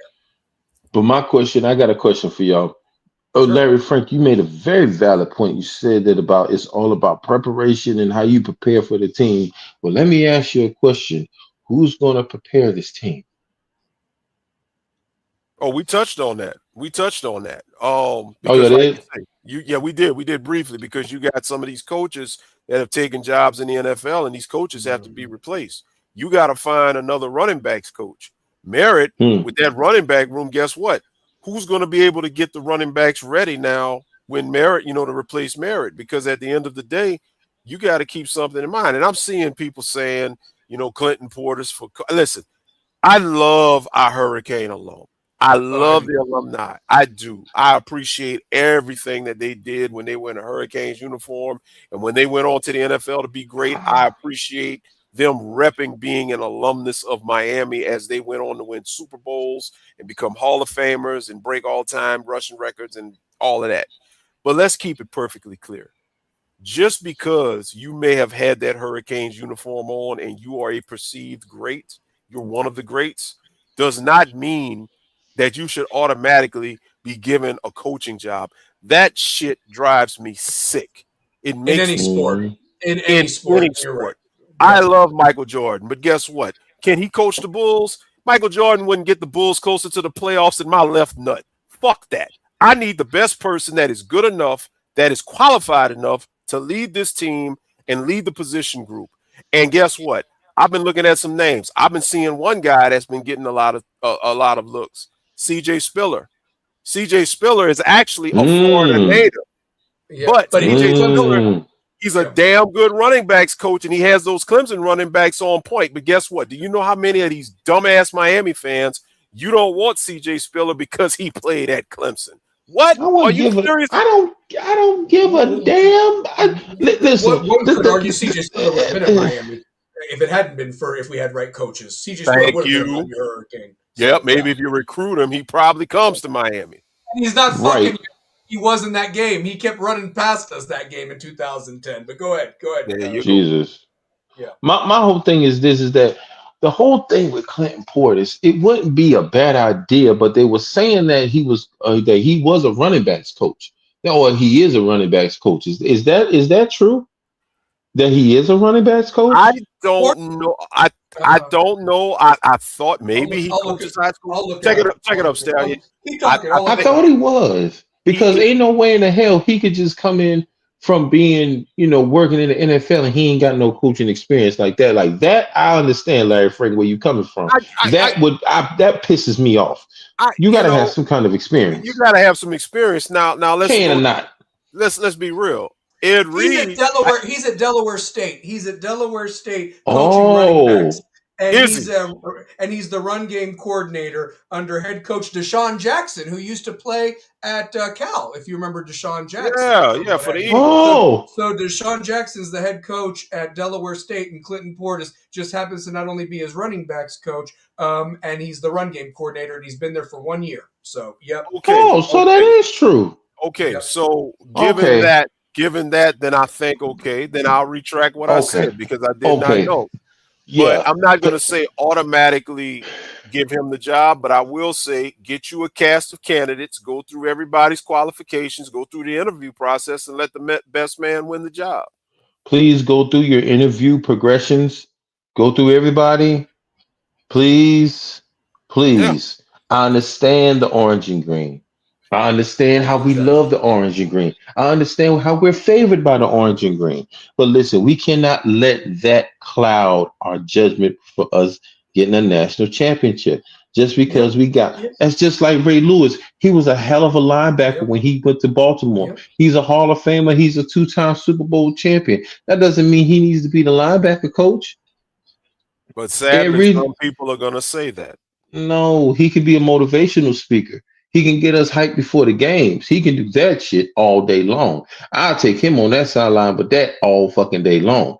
When it comes to defense, I wouldn't take him over that. I would take Sap if anybody, because Sap has actually coached.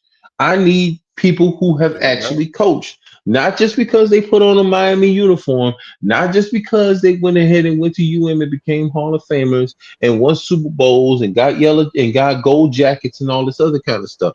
I'm not, no. You have got to have some other criteria. Amen. Okay. Amen. So when it comes to when it comes to When it comes to that, hey, this man is at Delaware State. He's at a college.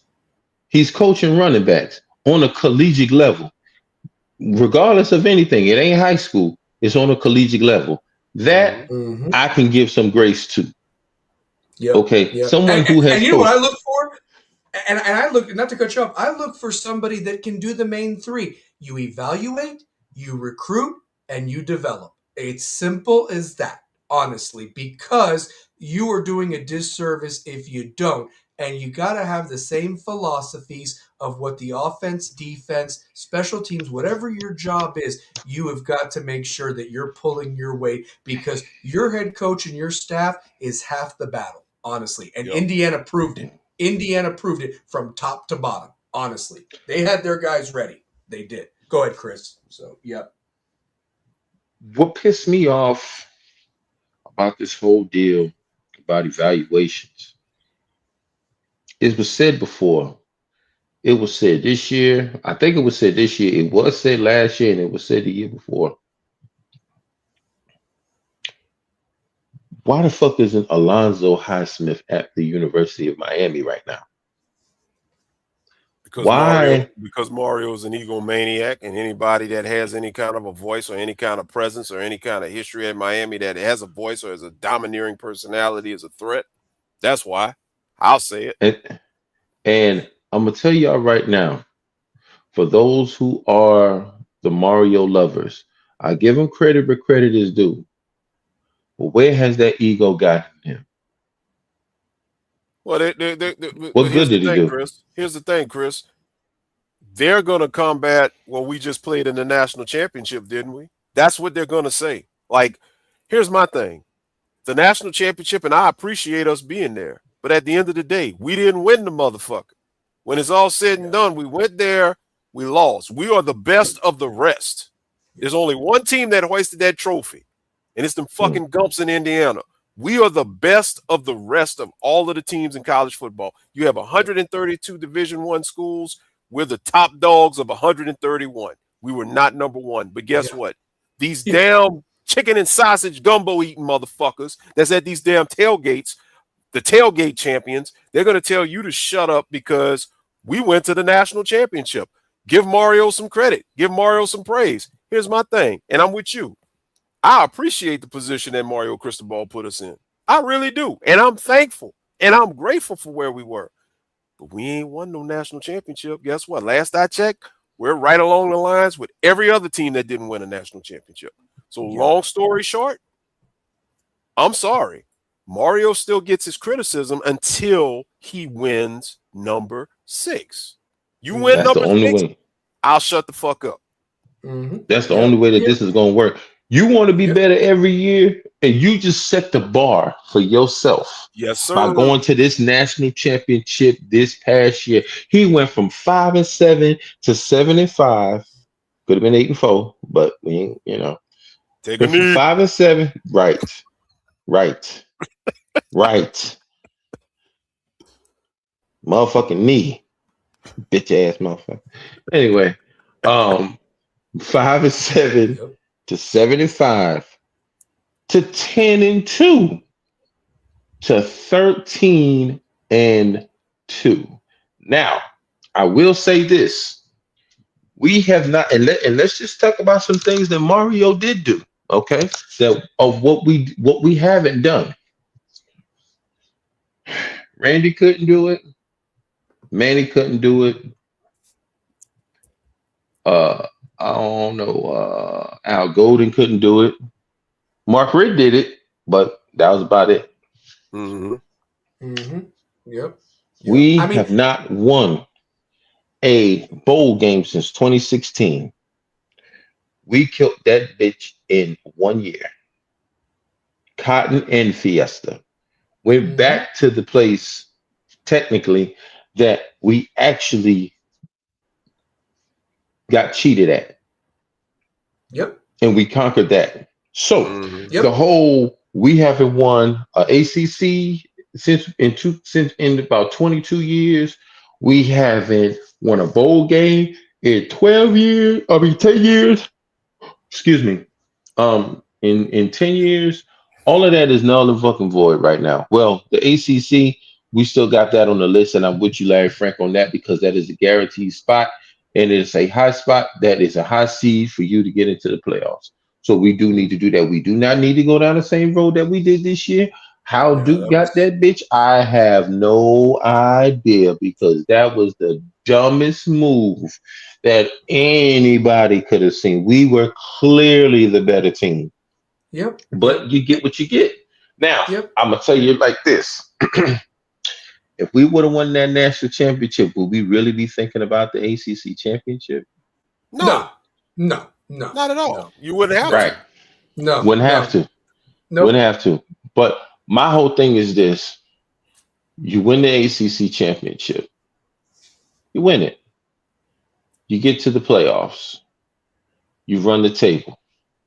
You done already made it to the point of where everybody was sitting here talking shit about we couldn't win a bowl game or anything like that in 10 years. We did that. We killed we won two of them damn bowl games in 1 year, bitches. So fuck Yep. y'all. So to them girls up there in Tallahassee and them pond lizards down there in Gainesville, fuck y'all. Technically Hmm. three. Even though Texas A&M was a first round game, That would have been a technically bowl game. that That would would have have been a been the bowl bowl game. game. That was a Yep. postseason game, but That technically we won three. Okay, Well. and technically, we also went into the 12th man. We went to the 12th man, one of the toughest environments to play in, where we lost with Mario Cristobal, came back with Mario Cristobal, and beat them at the Rock. Then went back to the place we went to the first time and beat them in a playoff game. Yep. Yep. Okay, and if you really sit back and you look at that, we've been undefeated ever since then. Yep. Ever Yeah. since Against the Texas A&M, SEC. if you really think about it, look at when we lost to Texas A&M. Okay, the next year they come to Miami. We beat them at home. We Yep. beat Florida at Florida. Yeah, we We beat 5-0 Florida against the again SEC. at home. Right. Mm-hmm. Yep. Then we went and we played Texas A&M Beat them. at their house. And then Ole That's Miss. four. Then And we then Ole played Miss. Ole Miss, a offensive powerhouse. Yep. Right. So we're 5-0 against the SEC. When they were saying that we wouldn't make it in the SEC. Remember? Hmm. Oh We're yeah. the So SEC we're champ. we're we're we're getting to the point of where we're chiseling and we're knocking down those barriers of a lot of things. And we taking some big chunks out of this shit, fellas. You got to think about this now. Even though we Oh didn't win yeah. the national championship, we did do some other shit that we were supposed to do. Mm-hmm. We did do some other shit that we were supposed to do. And they said that we couldn't do. We wasn't supposed to be there, but our asses was there. We was in the national championship with while the mother bitches was sitting there watching us. That Okay, part. Florida State can't fuck with us. Florida couldn't fuck with us. And then you see why Hmm. Florida took us off the schedule and why we're not on that bitch no more for another maybe 5 or 6 years. But Yep. yet and still, you have Florida State and them raggedy ass bastards on that fucking horse sit here talking about that they're a sleeper. No, them bitches are asleep. Okay, it's a difference. Fuck 'em. So therefore, this season, the only way that you are going to top what you did last year, Gotta win it. two two things: win the ACC championship, go there, win it. That's number one. Number two, get to the national championship and win that bitch. Sure. Once you do that, you ain't got nothing else to worry about. Can I tell you Because what this, else is going to be said? Chris? I'm going to tell you this. It's going to be really interesting. So I was curious about something. If Miami does win the ACC and gets one of those top four spots, we're looking at either they would obviously like let's just say Miami runs the table and we're number one. Obviously, we get to pick where we would like to go. And if I'm Mario looking at the bowl game slate or whatever, he'll probably take the Peach Bowl in Atlanta because that will be Miami, Central down there for that Mm-hmm. game. No Yep. matter who you play, that's where we'll want to go. Why that's Mm, important? Why that's important? You take care of business in the Peach Bowl on January 1st. The semifinals will be in the Orange Bowl. And more than anything, that'd be a home game for Miami. Retribution right there. Then the championship, like we've spoken about, is 2 weeks later, and that's going to be in Las Vegas. So that would be the path to take. Take care of business on your schedule, take care of Charlotte, you get to Atlanta, then you've got the Final Four in Miami, in your backyard for Retribution, handle business, and then you're in Vegas with all the poker chips to try to win it all again at that point. 14-0. That's the path that it needs to go, in my opinion. Because I don't want to go to the Fiesta Bowl on December 30th if you didn't take care of business as an at-large. And that's even after you might have had to go visit. Maybe you host, but, at the same time, I would love to be able to carve our path that you get to choose where you go. It's kind of like the men's basketball tournament. Michigan's going to take that Midwest bracket, obviously. So that way, when they navigate the March Madness, they're going to easiest path to get to Indianapolis. You know what I mean? Type of a thing. And that's what Miami, you don't let anybody else decide it for you. You handle the business. You take the path, being the 1 seed. That's what you need to do, Right. in my opinion. In my opinion. But in order to do that, Stallion, Yep. you gotta play your games and you gotta win them convincingly, my man. Yes, sir. Notre Dame was talking that shit and everything else like that. Don't be surprised that these daggone Notre Dame period panty wearing motherfuckers gonna be sitting up there that done already made a deal. Mm-hmm. If they're in the number 12 spot, no matter what their record looks like, they go to the playoffs. That was a deal. So if these bastards are 9-3. Yep, with that Swiss cheese schedule. Yep. Right. So even if they're 9-3 and if they're ranked number 12, they go to the playoffs. Yep. The important thing about that is pay attention to where they start the season ranked. And I think because they cried like bitches so much last year at the end of the season, they're gonna have Notre Dame is gonna be put up there as a top 5 team easily. My daughter don't even cry that damn much, man. And she's 8. Come on, dude. I'm telling you, bro. I'm telling you, they're gonna put them as a top 5 team. They're gonna position them. They're gonna do with Notre Dame like they do with the SEC teams, how they overinflate those SEC teams. Because right now they've got them as a not too early number. They've got them at number 3. If you went by the not too early top 25, they're number 3 behind Oregon and fucking Ohio State. I'm being dead serious. Not even Indiana got that respect, to be the defending champs or anything. Here's the thing. This is what you got to look at with these preseason rankings, and we touched on this a lot on you talking over here as well. Preseason rankings, I think, goes into what you got coming back and what you have on your team. And I'm not being biased here. I'm just going to be honest here. Miami, 45 yards from a national championship, pretty much got the entire secondary back, minus Keontae Scott, minus Jacoby Thomas. You got, minus obviously Mesidor and Bain is gone, but you got Moulton coming back. Moulton's coming back. You got a bunch of transfers coming in. That defense is going to be nice. The entire running back room is back. You got all these upgraded wide receivers coming in. I know you got some new offensive linemen, but you got what many think is the best quarterback in college football. Mensa, by some standards, some say it's Levitt. Some people say Sam Levitt is the best. You got others that's saying, my guy that went to Texas Tech, Sorsby, is the best. But by all intents and purposes, you've got what many say is the best quarterback in college football making the best move. Miami's loaded. So how in the hell is Miami not the preseason consensus number 1 team? I would think they should be number 1. Yeah, and here's the best part about it. Whoever did this ranking for the NCAA did this on January 25th before the Mensa thing got started. Listen to the disrespect in this. He actually had Miami at 21 and said if Mensa is allowed to come to Miami, they jump back up to number 8. But he still had these teams ranked ahead of Miami. He had Ohio State 1, he had Oregon 2, he had Notre Dame 3, he had Texas number 4, he had Georgia number 5, Indiana number 6, and LSU number 7 before you even got to Miami at 8 with the Mensa situation. And you know That's why? who he had before them. So All yeah. of those teams you named that's ahead of Miami, if they would have gotten, well, they wound up getting Mensa, putting them at number 8. There's only one team in that mix that doesn't make sense. Every last one of those teams that you named got a quality star quarterback, big Mm-hmm. name quarterback, with the exception of Indiana, because obviously they thought that Mendoza's little brother was going to take over. Well, he said, fuck you, I got my ring, I'm going to Atlanta.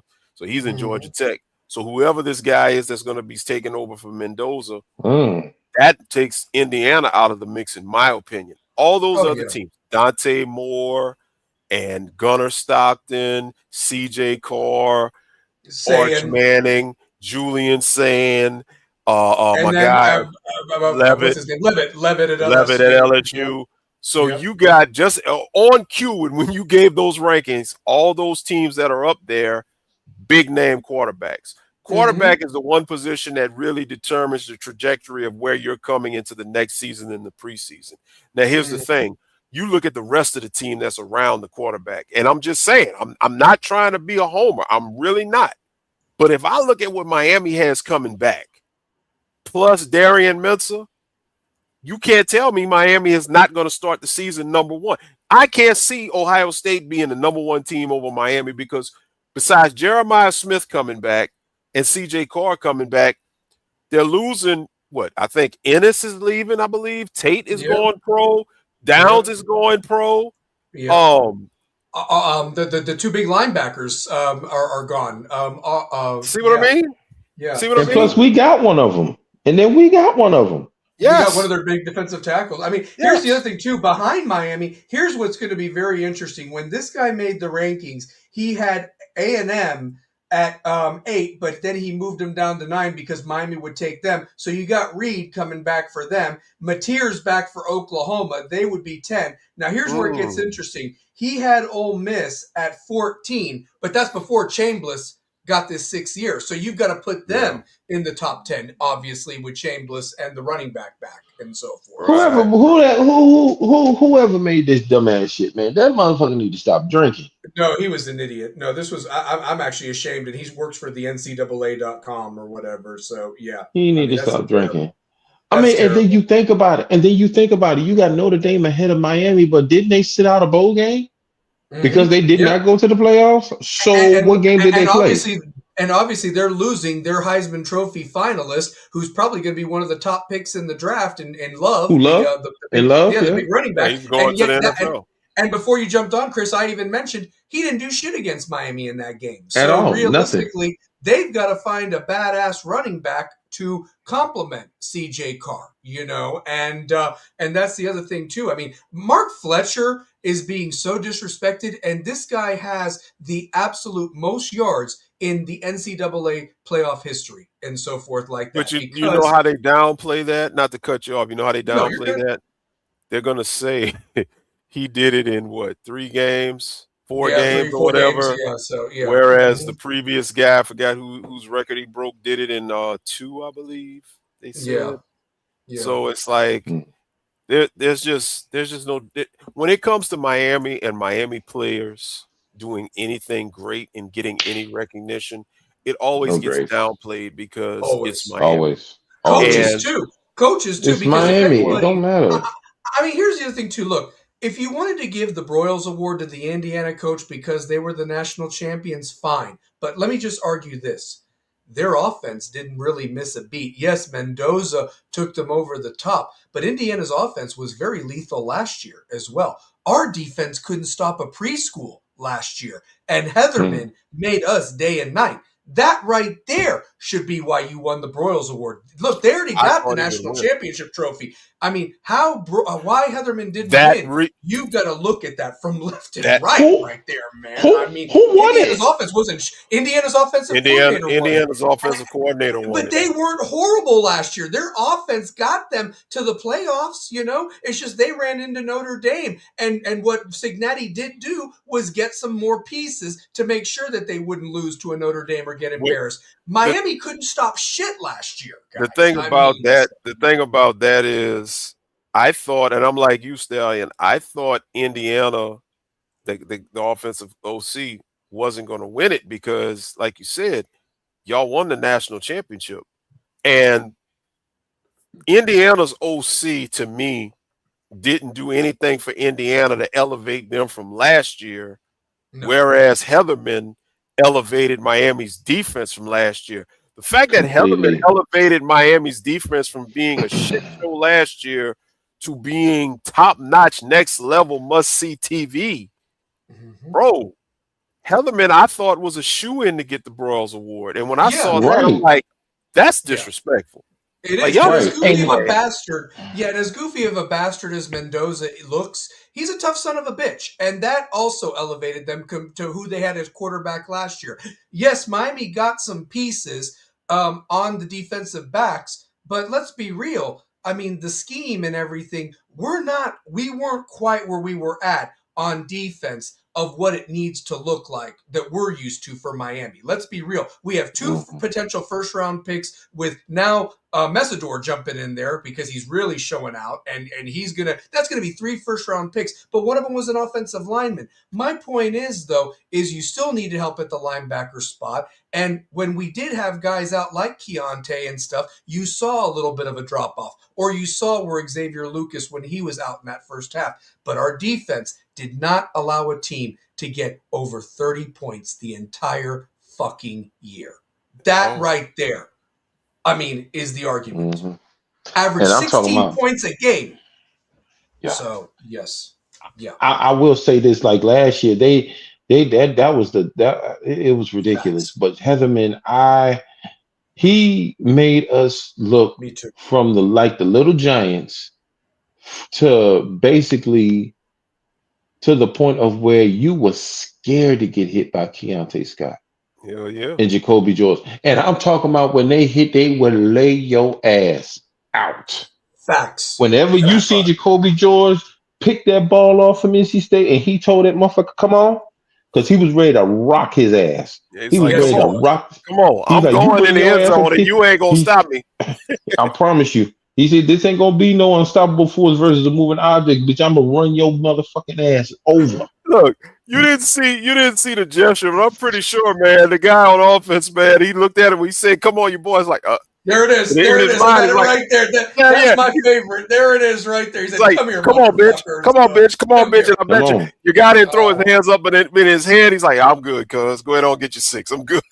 I Right, wanted because I, he's I about wanted him to do that to Mendoza so bad, guys, that night. Oh my God, that would ooh, have been amazing. I would say, God. "Come here, Mendoza." So yeah, but he did hit him. Oh my He did God. hit Mendoza under the chin. I mean, like you said, and Mendoza didn't say and nothing about it. and when he So did it, Miami still got villainized and demonized for it. It's like I'm oh, watching the game and the commentators, Miami fucking can Kirby. always do something, and if there's a gray area, they are going to criticize Miami to the fullest extent of negativity in the gray area.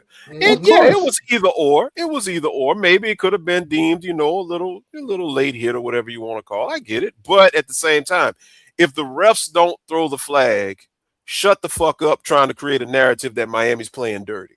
And that's what Exactly. they And the did. quarterback was not the quarterback anymore. He was now a blocker. And when you're going Yes, to put yourself in that position, you might get your ass you knocked the are fuck out. prone to You're not contact. protected under those rules anymore. Now, if he was holding the ball still, that might have been something, but Right, it wasn't. I mean, right. come on, dude. There's so much dirty shit that the camera doesn't pick up that offensive and defensive linemen are doing, grabbing each other's nuts under and stuff like that. Yeah, Cup check. I mean, come on, dude. If you yeah. played And stuff football, that You wasn't know, called for us, that needed to be called, that was right there plain as day in front mhm. of the ref when it was the Ohio State game, when it was the Ole Miss game, when it was the Amen. Texas A&M game, and when it was the Indiana game. Foot like Bain was being held, but ain't nobody making no excuses. nope. No, no, It no. is what it is. All I Yeah, know is Mario, you in year 5, my brother.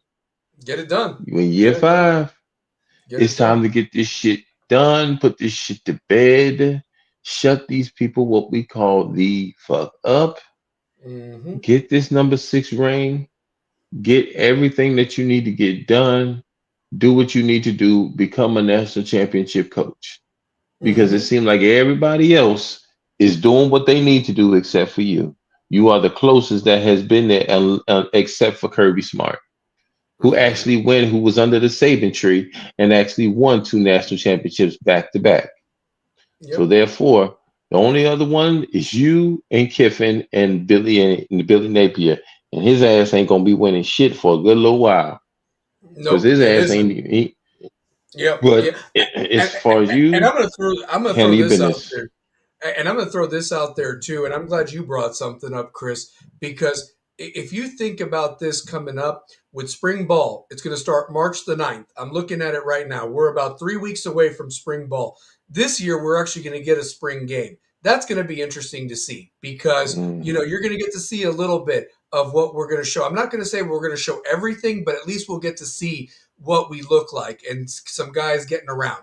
And I know that there's going to be the usual guys that might sit out that needed some surgeries and things like that. And as long as they're ready to go in June, that's all that's important. But at the end of the day, the mindset that you're doing right now, every weight that you throw up, every sled that you push, every fucking extra Oklahoma drill or every extra cone drill that you do right now, somebody on those other 130 something teams is doing that too. And you have got to want it more. And what I want to see is the dogs on this team. I'm looking at a Mark Fletcher. I'm looking at some of the guys that know that pain of what it felt like on that field that night with all that confetti and them celebrating on your field.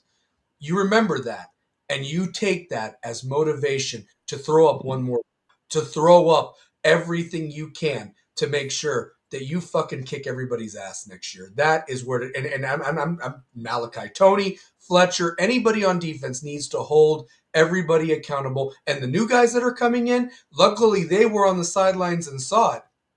It ain't playtime. It's time to get, not to be cliche, get to work and have fun doing it. That's the other thing too. We were too tight at times last season, and I think when we finally let the hair down, no pun intended, that's when you got to see some guys actually having fun and having a good time. They need to be unleashed, my brothers. They need to be Well, Mhm.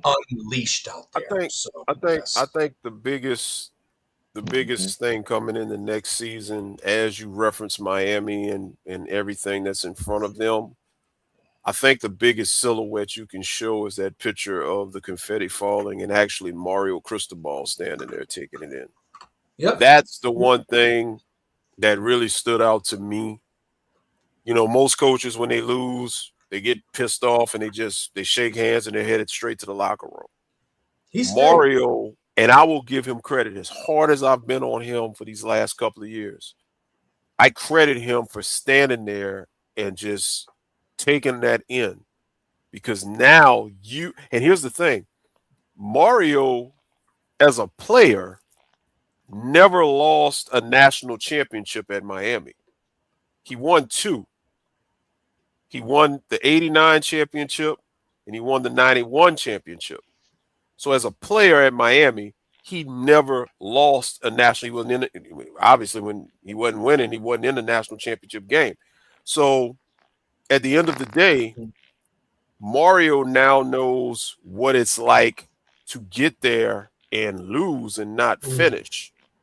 And to add salt to the wound, it's in your house. yeah. Yeah. You That's know, what hurts the most. I Yeah. thought that just watching him after the game, and I'm listen, we were all stunned and the myriad of emotions that we all felt after that interception because we saw this song and dance before. Like, all right, Beck is going to lead this drive. Beck is destiny. Like, it's Yeah. definitely destiny, especially with that personal foul that extended the drive, got us closer. Yeah. We're able to shave, Hmm. some yards off. And I'm like, all right, this is Ole Miss all over again. Yep. Beck is going to win this thing. And when he threw it, and it gets intercepted, and you see the shot pan back to him, and he puts his hand up on his head, and he's just looking.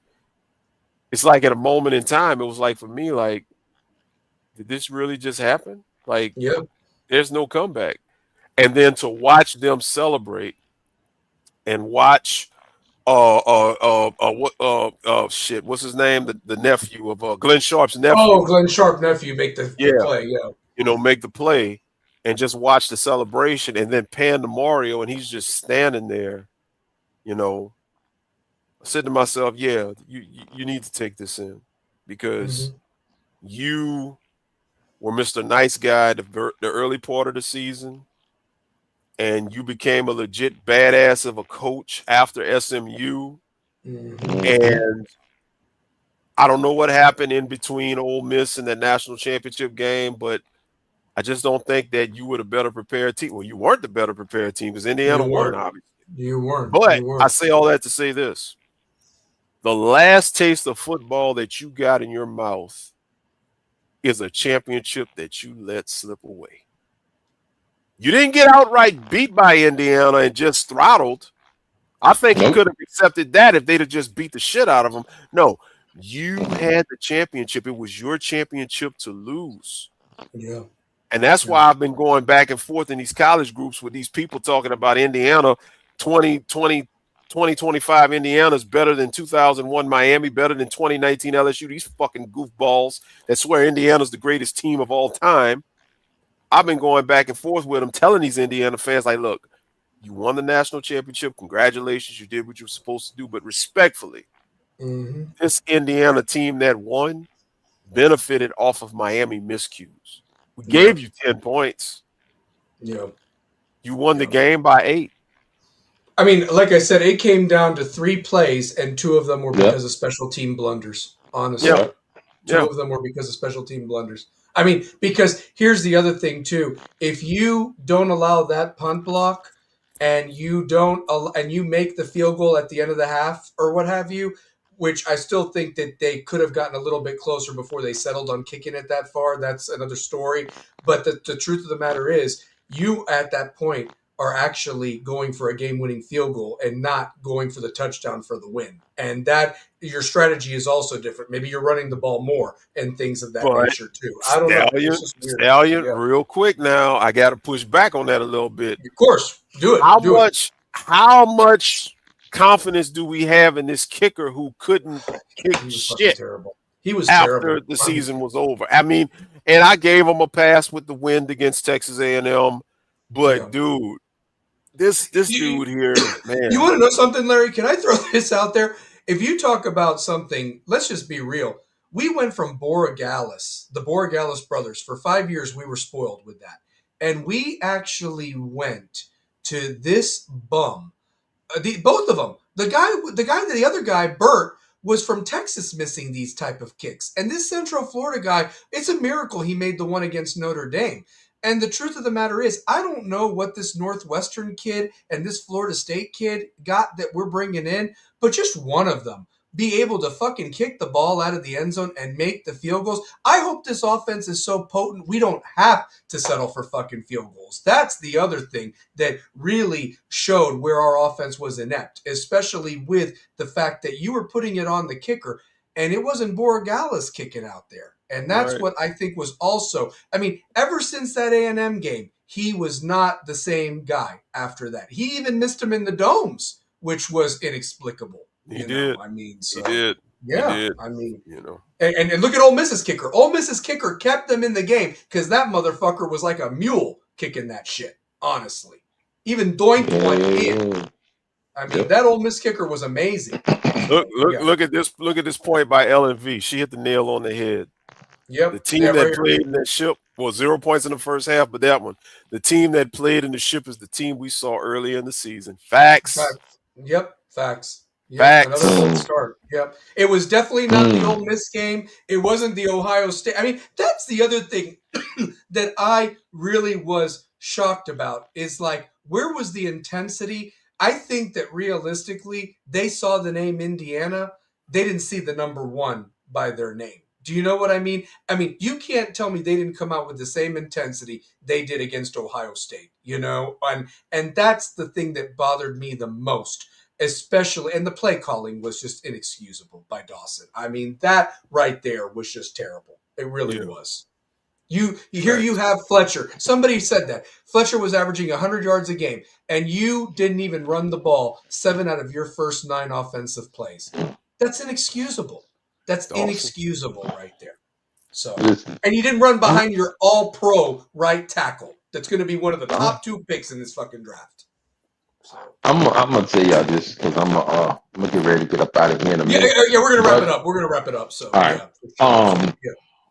Indiana won the game off of this one word alone. Adjustments. Mm, mm. And that's what I said. That was one of my keys. That was one of my keys. So it was. We lost the game because we did not do adjustments. Lack of. Mm-hmm. You When can't wait till Fletcher halftime. ran, Yeah. when Fletcher ran that ball in that third quarter, and he ran that bitch to that side, that motherfucker was open all day. Yes, it Yeah. was. Yep. It was open in the first half, in the first quarter. It was open in the second quarter. But what Yep. did Dawson that bug out fucker do? You keep running through the A gap. You get Yeah. 5 or 6 yards in the A gap. So what did Cincinnati or whatever his damn name is, Cigaretti or whatever his name is, what did he do? He make adjustments. What do? Do the same Nothing. thing and you go negative a yard. That's true. Nothing. That's true. When So. he make adjustments, you make adjustments. Coach Hayes said this best on the show. I'll be back. Yep. He said it's a difference when you have your coaches, right? And you have your coaches that are on the ground. Mm-hmm. But who the hell is up there in the booth? That right there, Chris, is going to be a topic that we have to touch on next week because I do want to wrap this up since we are at 3 hours. And I appreciate you and Larry being on with me tonight and so Of forth. course, And this has man. been a great discussion because that is a topic I do want to examine because very, very much so is something that I understand why Dawson wants to be on the sidelines. But I really believe we need somebody up in the booth that is experienced, somebody that needs to be the eyes, and somebody that's trusting that can communicate down there because they need to see the whole field. There's things being missed that I have kind of privately said to myself because if you think about it, back in the day, Chud and Shannon were up in the booth. They were up in the booth when they were calling the offense and the defense back then and so forth. There was none of this sidelines thing. You had a couple of assistants that were on the sidelines that would communicate some of that stuff, but more than anything, Chud and Shannon saw the field from the press box. And I have argued that with the last few coordinators we've had that have insisted being on the field, and you're not seeing the whole thing. And that's why you need to have somebody down there that you can communicate and trust. And it's something that will be very interesting if whoever they do make these hires for, that they have to replace. I want to make sure, Chris, and anybody watching, that they not only are better than what we have, but also can be trusted in a role similar to that, to be that guy. If Dawson and Heatherman both insist on being on the field, that you have somebody you trust up there that is looking for what they're looking for and right in their ear can tell them, look, this is what you need to make the adjustment right then and there. We can't wait till halftime to do this type of shit. And that's what was one of my fears going into the game. And it actually ended up being the thing that bit us. I was mad at the fact that you've got to make sure that you cannot wait till halftime. You've got to make adjustments, especially if your passing game's not working. Why are you not running it on that right side? Honestly, I mean, I don't care how many times they've stunted. You're not using your size advantage or any of that stuff. And it really became a dick measuring contest that really made me mad for everybody watching. It was like, you're not having Beck versus Mendoza right now. Okay. This is not what this game is. This game is Miami versus Indiana. And what needs to be done is the fact that you've got to run the ball because your pass game is not working. Make them prove that they can stop you 3 runs in a row. Don't pass it 3 times in a row and get your damn defense out there that's been on the field already dead tired. And that's what it really came down to. The possession of clock was controlled by them. When in the other ball games, guess who controlled the clock? It was Miami. So that's what bothered me the most. That's my final point. I'll give it to you guys. Chris, you might have a little bit of static I'm hearing, but just wanted to give you the final word before we get up on out of here. And it's been a great show. So, yeah. Oh, okay. Can you hear me now? I Are can you hear you good great. now? Yep, I can hear you great. Yeah. Okay. My final point, and I'm gonna just leave it at this. Ain't no excuses this year. One game at a time. Handle your business. Do what you're supposed to do. We carve out our destiny this year. You want number 6? Prove that shit. Damn right. You want people's asses to be on the line. Make it happen. Okay, make it happen. Dawson, I'm sorry. That offense is just not. It just that game. It just was too vanilla. But needless to say, it is what it is. Yeah. This year coming up, belts the asses to every team. Convincing wins, beat their ass. Next game up. By the time we get to Charlotte, we are 11 or 12 and 0. We win in Charlotte. We go ahead. Let's say we are the number 1 seed, or number 2, whatever the case is. We are a top seed. We get there. We carve out our destiny, but we have to start the footwork here. Yep. It starts here. It starts in spring practice. Yep. The Okay, first it quarter, as I starts in like to spring call it. practice. Yep. The No real more of first quarter. that. No more of that first half or first quarter, second quarter, half quarter drought bullshit. We're not doing that. Yep. It's Facts. critical now. We need to handle our business. That's it. That's it. Larry, last word before we get up on out of here. And I want to thank everybody that's stuck with us and contributed to the chat. And next week we'll be back on again. So anything you want to touch up on this episode, we can bring up next week. And we will be talking about, should there be a coordinator up in the booth? Would that make a difference going forward? Larry, last word. Yeah, man. We're not gonna put too much pressure on next season. Bottom line is, it's going to be a basic, approach to a new season. 2025 is done. All of the attention that's been garnered and everything that Miami accomplished, it was great, but at the same time, it's done. And we made the national championship game, but it's hard to go back. It's hard to go back. Ask TCU, ask Alabama, ask Georgia, ask Ohio State. So we can't, take anything for granted and think that we have anything in the bag. One game at a time. Coaches have to do their job. Evaluations have to be done. Personnel has to be right. Scheme has to be right. Execution has to be right. Preparation has to be present. That's a lot of shit to do. So we got to not count our eggs, or count our chickens rather, before the eggs hatch. So one game at a time, and that's what I got. That's it, guys. Well, listen, let's throw that U up. If you haven't done so already, smash that like button. It's all about this U, baby. And basketball team, get it done this week. Baseball team, keep doing their thing. And football, get them weights up, run them drills. Spring practice will be here in 3 weeks. Real quick, Stallion, before we get out of here, man, I was ready for it, but I got my idiot of the week, Oh, man. you know what? I'll do it real quick. Fuck yeah, I'll do it real quick. Hold on 1 second. I have it right here. Hold on, just in case we want to do it. Who's your idiot of the week? Go. So, my idiot of the week is every single member of the BYU football team. Because one of the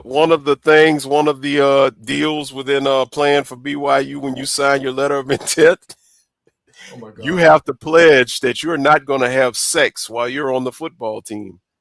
And apparently a BYU football player got hit with an allegation of the R word.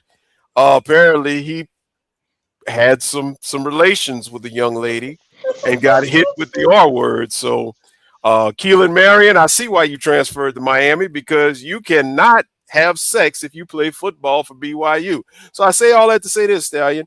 If you are a BYU football player, BYU should be just dominating and winning every game by 40 points, because all that pent-up aggression, if you do follow through and uphold the contract that you signed, it is what it is. But that's just my idiot of the week.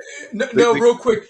Is anybody familiar with the term soaking, by the way? Do you know what that is, by the way? I'm going to educate you on what the Mormons do. It's called soaking. Listen to this. So soaking is the sexual practice of inserting the penis into the vagina, but not subsequently thrusting, when instead you have friends around the bed that move the bed up and down to simulate the act of sex. And that's how you cheat. And that's what the Mormons practice. It's called soaking. You know what?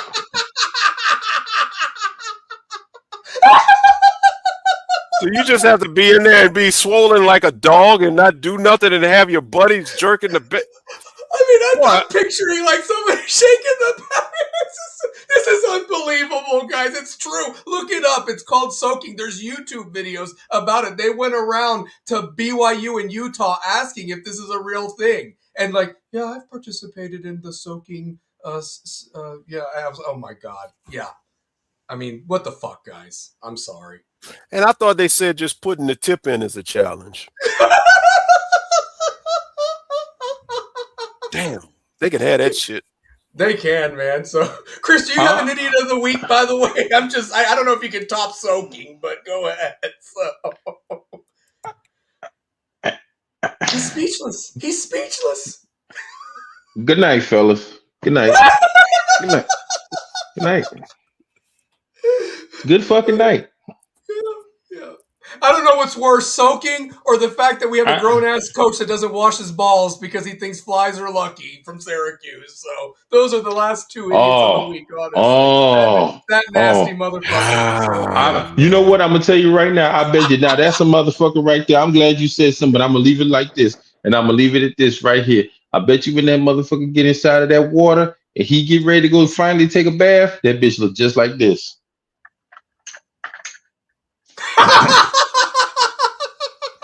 Yeah, that would do it. I love it. I love it, man. Listen, on that note, if you have not hit like and subscribe, baby, for Larry Frank, for Chris Kane, everybody that joined the chat box, I appreciate the hell out of you guys. And listen, next week, 8 o'clock, we're back on the normal schedule, and I can't wait to talk some football, basketball, whatever we want to talk about. And as always, it's all about the you. And remember, guys, when you're out and about, don't be afraid to fucking speak your piece, because if you don't, this world's going to rock you and ride all over you. And we only got one life. Love each other and go motherfucking Canes, baby. We out. All day, baby. We out there. I'm the stallion speaking loud, no chains. From the heat of Miami where we play no games. Boxing gloves down, but my mouth still swings. Trash talk sharp like a scorpion stings. Stallion speaks. Yeah, the truth don't hide. Unfiltered raw. Your late night guy from the ring to the mic where the real collide. Stallion speaks on the untamed tide. Stallion speaks.